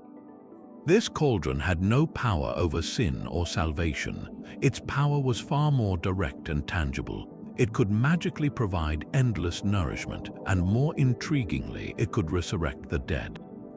This is not a metaphor for spiritual rebirth. This is a description of a technology that manipulates the very fabric of life and matter itself. The transition from a resurrecting cauldron to a holy cup is a classic example of a pagan concept being absorbed and sanctified by a new religion. But the core idea of an object that holds a transformative, seemingly infinite energy remains constant. Could the Grail legend be a Christianized memory of a Titan-like power source? A vessel not for wine, but for containing and channeling that same primordial energy that once flowed from Tartarus, repurposed from a tool of war into a symbol of life, though the potential for its original function might still linger beneath the surface. This duality becomes even more apparent with the Spear of Destiny, also known as the Holy Lance. This is the weapon said to have pierced the side of Christ during the crucifixion, and legend claims that whoever possesses it holds the destiny of the world in their hands.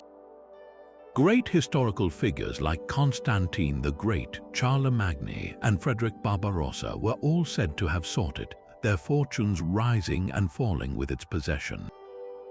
This is a direct parallel to the ultimate weapon of myth, an object that grants unbeatable power to its wielder and dictates the fate of empires. The spear is not a symbol of peace or healing. It is an instrument of absolute temporal power, and its history is written in blood and conquest.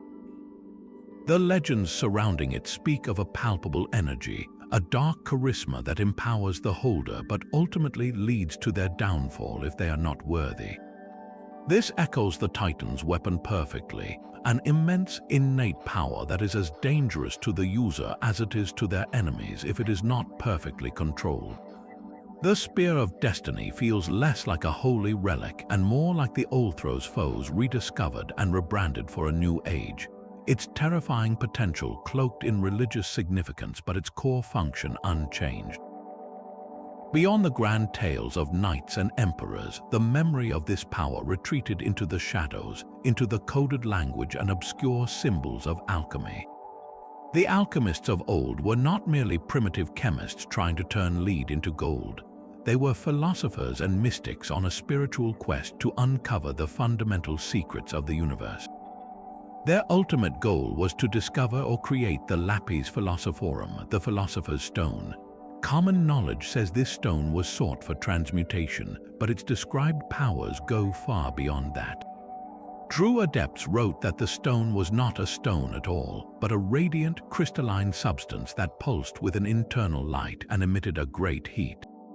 It was said to be the embodiment of the quintessence, the fifth element, the pure spirit that permeated all creation. This description of a glowing, hot, energy-emitting object is incredibly suggestive. The alchemical process itself, with its stages of nigredo blackening, albedo whitening, citronitas yellowing, and rubedo reddening, can be read as a metaphorical attempt to reverse engineer the Titan's weapon. The process begins with the primal, chaotic matter, the blackness of Tartarus, which is then purified and subjected to immense heat, the per-iazun, the ever-living fire, until it achieves its final, perfect, and potent red state. The writings of famous alchemists like Nicholas Flamel contain bizarre passages that seem to describe something far more energetic than a chemical reaction. They speak of glorious lights and terrible fires that must be carefully controlled within the vessel, lest they shatter the apparatus and destroy the laboratory. Were these merely poetic descriptions of failed experiments, or were they cautious accounts of someone stumbling upon a reaction that released a fraction of that ancient, devastating energy? The alchemists guarded their knowledge with codes and symbols because they feared the power they sought. This wasn't just a fear of greed, it was the profound understanding that they were touching upon the same primordial force that, according to the oldest stories, had once torn the heavens apart. Their quest was the ultimate secret society's search for the Titan's legacy, hidden not in a cave or a fortress, but in the very building blocks of reality itself. This was not a simple matter of hiding a dangerous artifact. The Olympians' decision to erase the weapon from history was a profound and calculated act of cosmic governance, the first and most critical policy of their new regime. Having barely survived its power, they understood that the very knowledge of the Ulthro's foes was a threat as grave as the weapon itself. To allow even a rumor of its principles to persist was to plant a seed that could one day grow into a challenge to their throne, or worse, a second cataclysm that would finish the job the Titan started.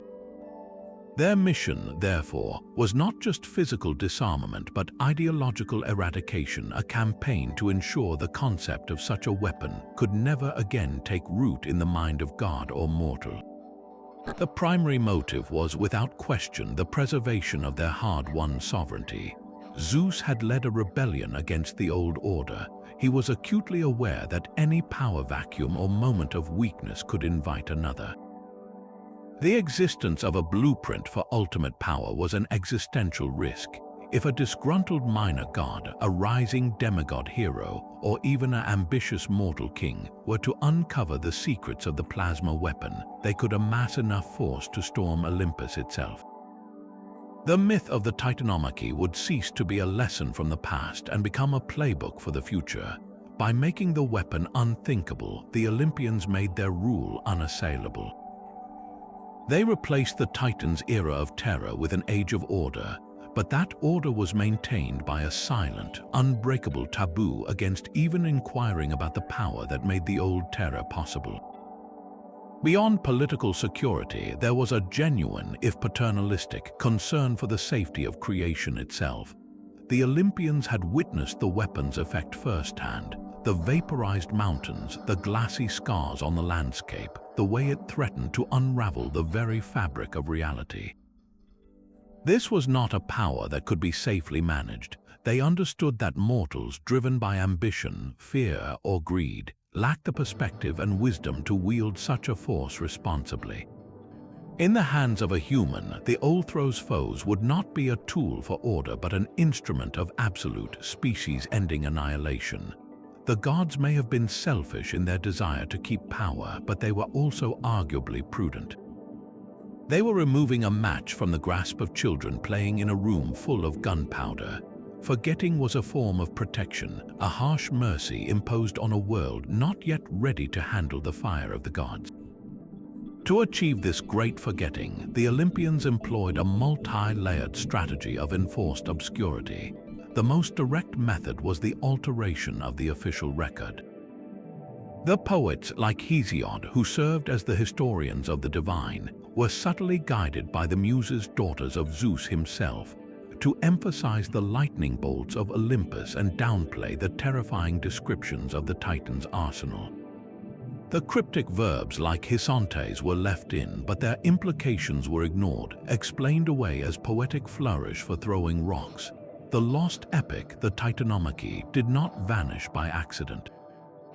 It was likely systematically suppressed, its copies destroyed or hidden in the deepest vaults of libraries, accessible only to the highest gods. The official story became one where Zeus's superior strength and justice won the day, a cleaner narrative that omitted the messy, terrifying truth of a weapon that nearly made that victory impossible. Furthermore, they commandeered the very phenomena that had inspired the myth. The plasma-like events in nature, ball lightning, St. Elmo's fire, strange celestial lights were given new, safer explanations and assigned to lesser deities. These wonders were framed as isolated marvels or omens, not as clues to a greater, unified technology. By stripping them of their connection to a larger whole, the Olympians effectively broke the code. The observable evidence was still there, but the key to interpreting it was lost. A curious mortal might see ball lightning and think it a strange weather event, not a glimpse of a weapon that could be reverse-engineered. The gods didn't hide the dots, they simply erased the lines that connected them. This act of historical revisionism raises a haunting philosophical question about the price of peace. Was this censorship a necessary evil to ensure stability, or was it a theft of potential? By shielding humanity from this knowledge, did the gods protect us or infantilize us? Did they prevent our self-destruction, or did they stifle our evolution by denying us access to a level of power that could have propelled our understanding of the universe forward by millennia? The Olympians chose a world of safe myths over a world of dangerous truths. They judged that a controlled, predictable existence under their watchful eyes was preferable to the anarchic potential of a species armed with the power of creation itself. In doing so, they ensured their reign would last, but they may have also placed a permanent ceiling on mortal ambition, all to make certain that the destroyer of worlds could only ever be remembered as a forgotten whisper in an old, half-understood story. The silence left in the weapon's wake did not last forever. While history moved on, the echo of that power proved too tantalizing to ignore, drawing a unique breed of modern-day seekers to some of the most geologically and mythologically charged landscapes on Earth. These are not professional academics with institutional funding, but independent researchers, amateur archaeologists, and myth enthusiasts, individuals driven by a powerful blend of curiosity and conviction, armed with old texts, modern technology, and an unshakable belief that the stories contain a kernel of truth waiting to be unearthed. Their quest is not for treasure in the conventional sense, but for validation, a single piece of evidence that would bridge the gap between ancient legend and historical reality. The primary focus of these expeditions is, unsurprisingly, the supposed epicenter of the final conflict, Mount Othrys in central Greece. Unlike its famous counterpart, Mount Olympus, Othrys is a wild, less-traveled massif, its peaks often shrouded in mist and its slopes thick with forest. This relative obscurity adds to its mystique. Modern seekers trek through these rugged highlands not just following a map but a story. They are searching for the mythological caldera, the great glass-lined bowl said to have been forged in the final cataclysm. Using hand-held ground-penetrating radar, magnetometers, and other portable sensing equipment, they scan the terrain for anomalies, subsurface structures that don't match the natural geology, concentrations of minerals that could indicate past extreme thermal events or magnetic irregularities. The challenge is immense. Millennia of erosion, earthquakes, and landslides have dramatically altered the landscape. What they are often left with are tantalizing but inconclusive readings, a pocket of strangely dense rock here, a magnetic spike there, enough to fuel the next expedition but not enough to prove the case. Another hotbed for this kind of investigation lies hundreds of miles to the west in the volcanic Campi Flegrei or Phlegrean fields just outside Naples, Italy. This region is a geological wonderland, a vast caldera simmering with active fumaroles, steaming sulfur vents, and boiling mud pools. Its very name translates to burning fields, and ancient tradition held it was the battlefield where the gods fought the giants. For modern hunters, this is a prime location to test the plasma weapon hypothesis. The entire area is a natural laboratory for the effects of immense heat on rock and soil. Enthusiasts take samples of the peculiar rocks found here, obsidian-like glasses and strangely fused tuff, and subject them to analysis, looking for evidence that the vitrification was caused by something more sudden and intense than the region's known, slower volcanic activity. They argue that while the area is volcanic, the specific, localized effects described in the myth instantaneous glacification require an energy release far more focused and powerful than a typical eruption. The tools of this trade are a fascinating blend of the old and the new. Alongside geological hammers and sample bags, you'll find teams using drones equipped with multi-spectral cameras to map large areas from above, searching for patterns in the vegetation or soil composition that are invisible to the naked eye. They employ advanced metal detectors capable of discriminating between different alloys, on the off chance they might find a fragment of some unknown metallic compound. Some even use portable X-ray fluorescence analyzers to get an immediate, on-site elemental breakdown of a rock sample, hoping to find traces of elements arranged in a way that suggests artificial enrichment or an energy discharge unlike any natural process. Yet this pursuit is fraught with significant obstacles, both physical and academic. The lack of funding means these are largely self-financed passion projects, limiting the scope and duration of any fieldwork. Furthermore, these independent researchers often face immense skepticism from the mainstream archaeological and geological communities.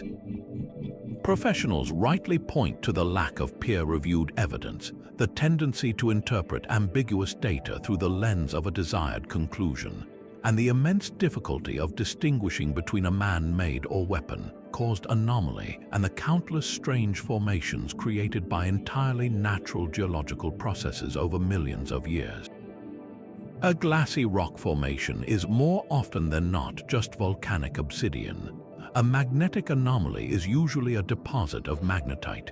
Despite these challenges, the search continues because the reward is so profound.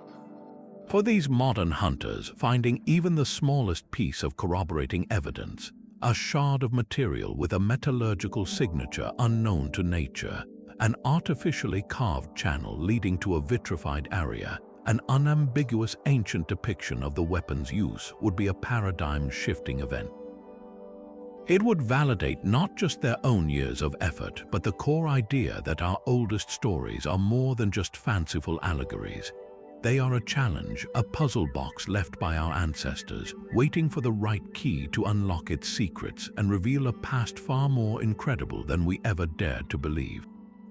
While the ancient myths have faded into history, the primal power of the Titan's weapon has never truly left us. It has simply found a new home in the collective imagination of modern storytelling, echoing through our most epic movies, video games, and books.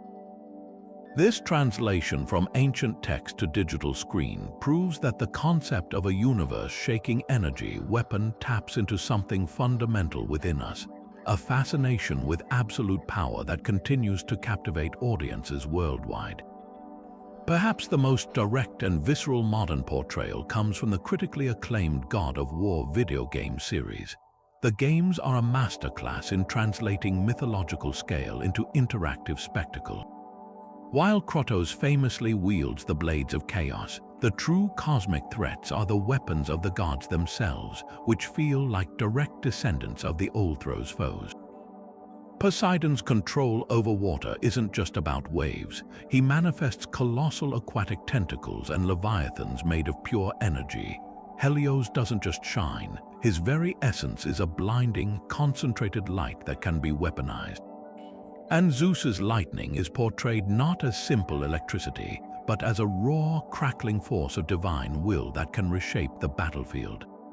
The games brilliantly capture the sensory overload described in the myths. The screen shakes, the controller vibrates with a deep hum, and the air crackles with ozone, allowing the player to not just hear about the Titan's weapon, but to feel its devastating impact firsthand. This theme of cosmic-scale armaments extends powerfully into the realm of comic books and their blockbuster film adaptations. The Marvel Cinematic Universe is filled with entities and artifacts that embody the same terrifying principles as the Titan's plasma weapon. The Power Stone, one of the 6 Infinity Stones, is a perfect example.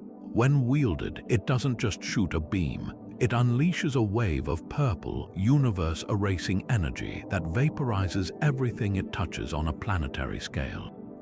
Its presentation is key. It's not a technological gadget, but a primordial force contained within a crystal, humming with a dangerous, innate power, a direct parallel to the idea of contained chaos.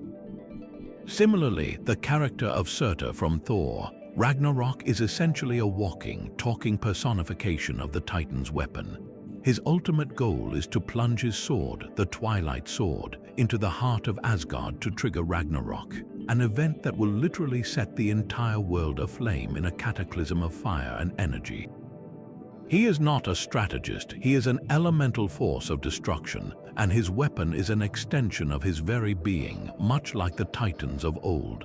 Beyond these direct parallels, the core idea of the weapon, a power so great it threatens the fabric of reality, has become a central trope in epic fantasy and science fiction. In literature, the One Ring from J.R.R. Tolkien's The Lord of the Rings operates on a similar principle, though its nature is more corrupting than explosive. It is a concentration of a primordial dark power, and its destruction is the only way to prevent the complete unraveling of the world's order. In anime and manga, series like Dragon Ball Z have built their entire premise around characters harnessing and projecting immense energy attacks, with escalating names like the Spirit Bomb or the Kamehameha wave that recall the mythic descriptions of summoned power. The visual language is always the same, a building hum, a gathering of light, and a release of a beam or orb that defines the fate of worlds.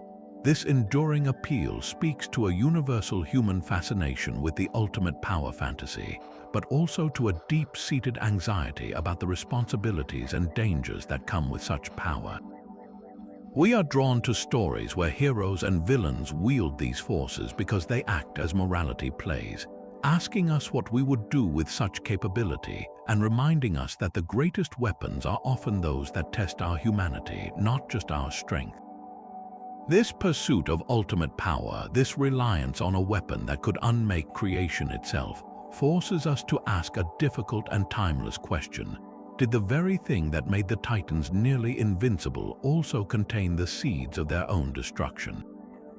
The myth of their downfall is not just a thrilling story of cosmic war. It is, at its heart, a profound ethical fable, one of the oldest cautionary tales we possess about the corrupting nature of absolute power and the inherent danger of technology without wisdom. The Titans were not defeated because they were weak. They were defeated because of the fatal flaws their weapon amplified in them. Their story serves as an ancient warning, echoing across millennia to our own era of world-altering technological advancements.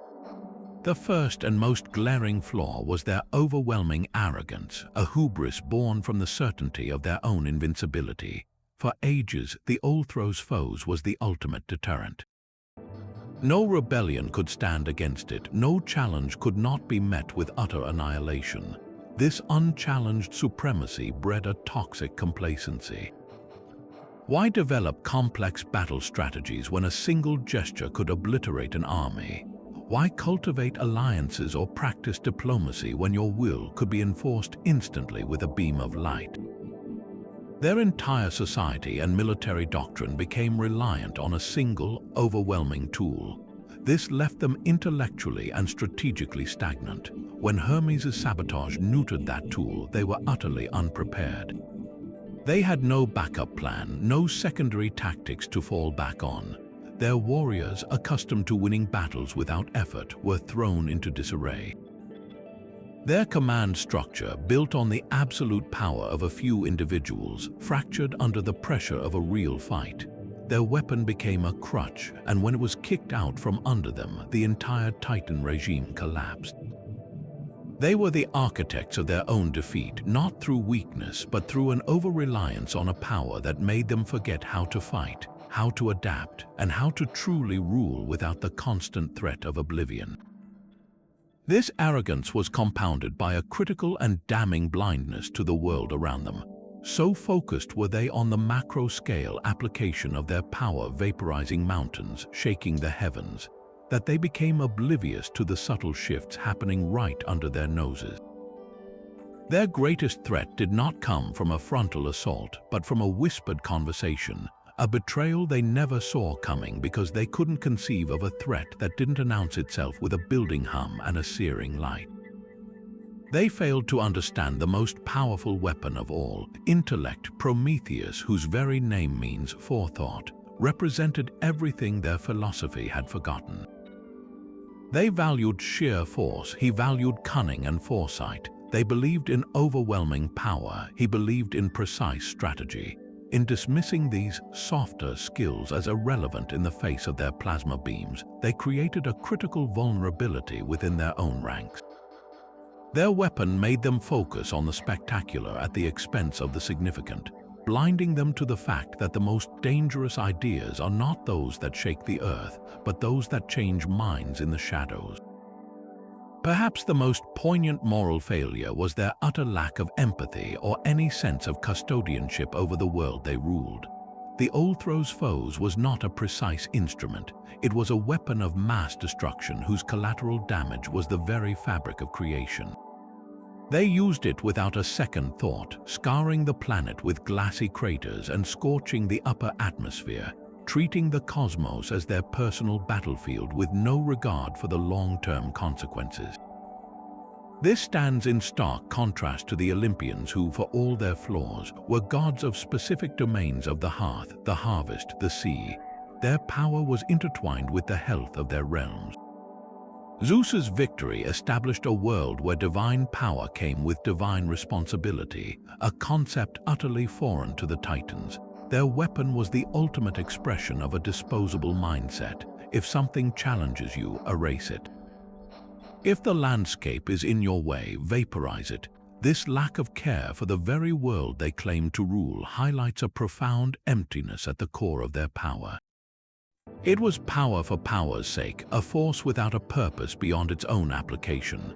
Their downfall, therefore, can be seen as the universe rejecting this poisonous, irresponsible ideology, replacing it with an order that, however imperfect, at least acknowledged a connection between the ruler and the ruled.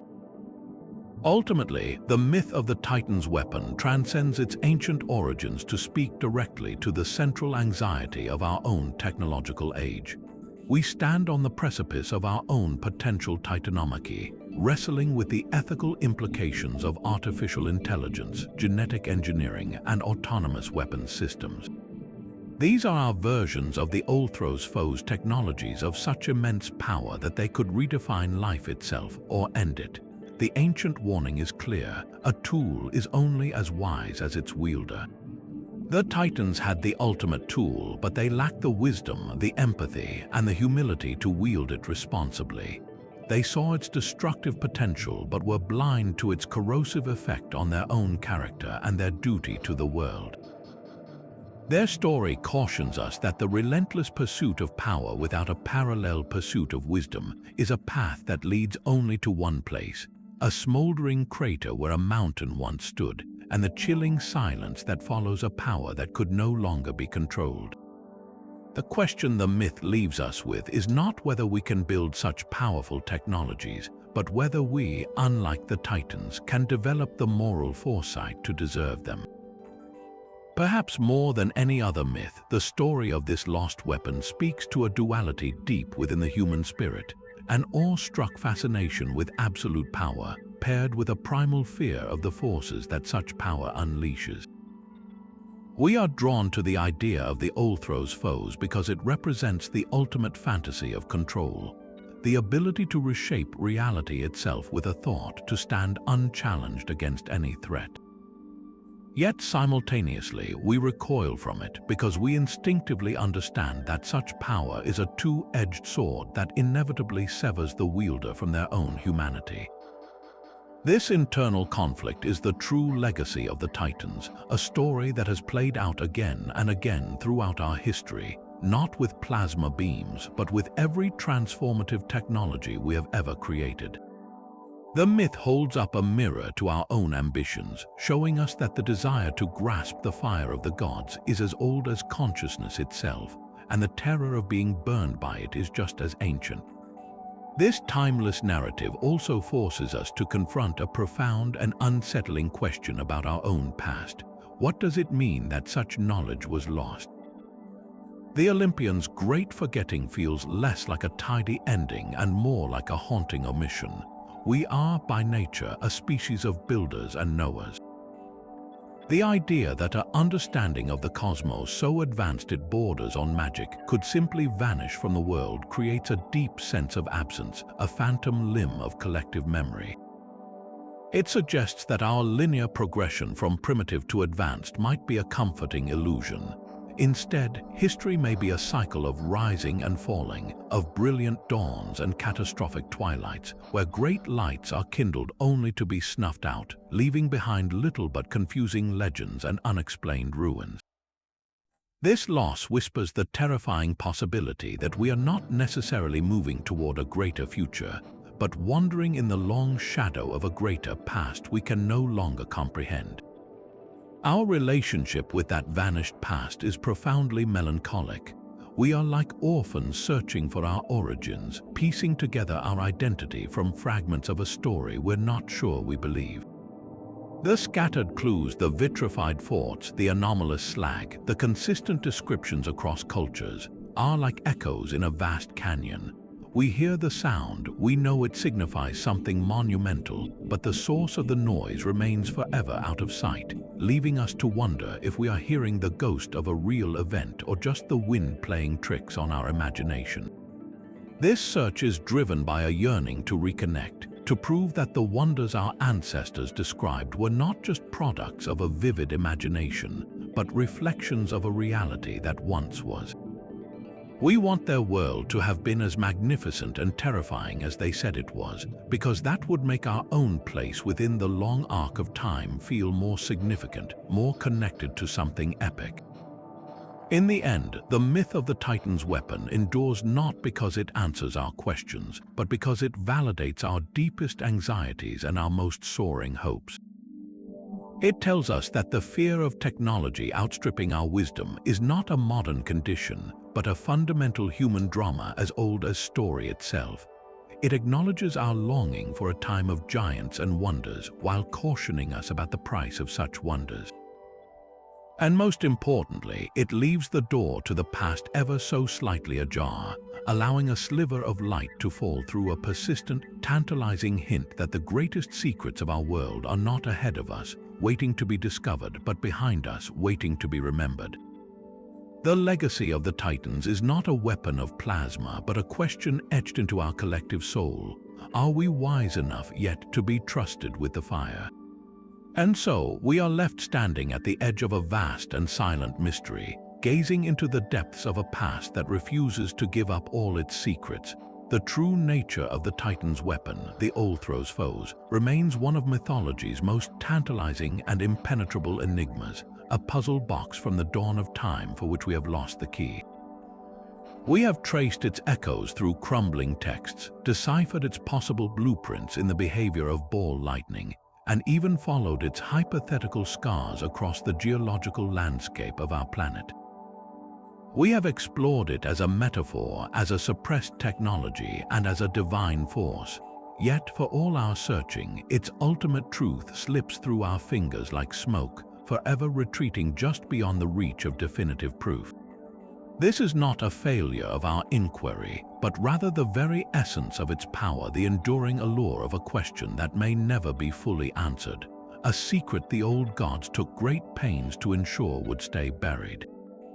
This single, lost weapon forces us to confront a humbling and awe-inspiring possibility.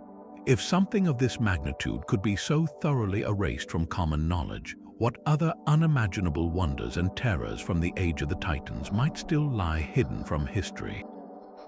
We have catalogued their names Oceanus, Theia, Hyperion, Koios, but do we truly understand the scope of their power?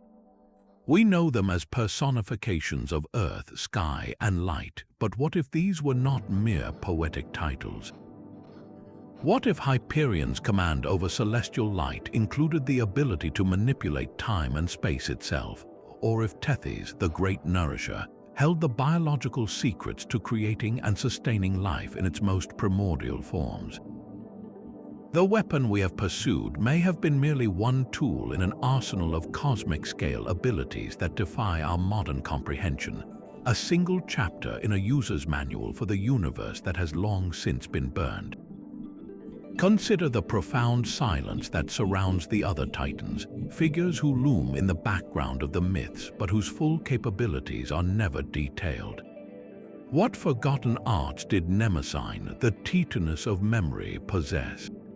Could she do more than simply remember? Could she rewrite memories, erase events from history, or project thoughts across continents? And what of Themis, the embodiment of divine law and order? Her power might have been less about a glowing beam and more about a subtle, irresistible influence over the very fabric of reality, enforcing natural laws with an absolute authority that made rebellion not just futile but physically impossible. The defeat of the Titans may have meant the loss of entire schools of knowledge, forms of energy manipulation, matter transmutation, or cosmic travel, that we are only now in our digital age beginning to conceptually reinvent. This great vanishing act, this gap in our understanding, is what keeps the flame of curiosity burning so brightly. It is the blank space on the map that invites exploration, the unopened door that begs to be unlocked. The mystery of the Titan's weapon is not a dead end, it is an invitation. It asks us to look at our oldest stories not as simple fables, but as fragmented, distorted histories. It encourages us to re-examine anomalous archaeological finds with a more open mind, to read between the lines of ancient texts with a more questioning spirit. It gives us permission to wonder, to speculate, and to imagine a past far more spectacular and terrifying than any history book has ever dared to write. The silence left by the Olympians' foes is not empty. It is filled with the echoes of possibilities, a constant, quiet whisper from a forgotten age, reminding us that there are still wonders in this world waiting to be rediscovered. And so our journey reaches its end, not with a definitive answer, but on the edge of a breathtaking precipice of wonder. We began amidst the cosmic chaos of the Titanomachy, witnessing the terrifying prime of the Olympians' foes, a weapon of pure plasma energy that hummed with the raw song of creation and threatened to unmake the universe itself. We followed its terrifying arc from the instrument of absolute tyranny that enforced the Titans' grim rule to the pivotal key that nearly secured their victory, a power so profound it forced the Olympians to win not by matching its strength, but by stealing its very secret through cunning and betrayal. We've traced its echoes through the vitrified stones of ancient forts and heard its haunting resonance in the hum of our own most advanced energy weapons, a persistent whisper from a past that refuses to be completely silenced. Its ultimate fate remains shrouded in the mists of possibility, shattered into fragments and scattered to the world's corners, repurposed as the eternal prison guard of Tartarus, or unraveled thread by thread back into the primordial chaos from which it came. This ambiguity is the heart of the mystery, a story without a final page that invites us to become part of its ongoing legend. Each theory, from the mythological to the technological to the symbolic, offers a different lens through which to view this epic saga, and each one reveals a new facet of its enduring power. This entire saga, from its terrifying emergence to its mysterious vanishment, serves as one of our oldest and most powerful parables about the fragile, razor-thin line between creation and destruction. The same primal chaos that gave birth to the stars and the planets could be focused into a beam that would vaporize them. The ever-living fire that could warm a world could also scorch its sky. This is the dual nature of ultimate power, a lesson the Titans learned too late and the Olympians understood just in time.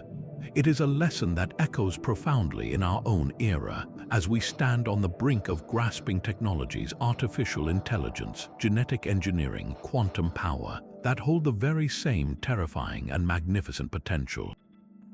The myth asks us if we have cultivated the wisdom, the foresight, and the empathy necessary to wield such forces, or if we, like the Titans, risk being overthrown by the very power we seek to command.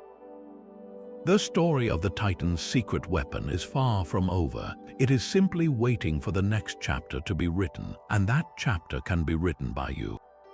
What do you believe happened to the Olthro's foes? Do you think its fragments still lie hidden, waiting to be found in some remote corner of the globe? Or was its knowledge truly lost, dissolved back into the universe, leaving only a story behind? I am deeply curious to hear your thoughts, your own theories, and the pieces of evidence that have captured your imagination. Share your ideas in the comments below. Let's continue this investigation together, because sometimes the most incredible discoveries don't come from a single source, but from the collective wonder of everyone who dares to ask. What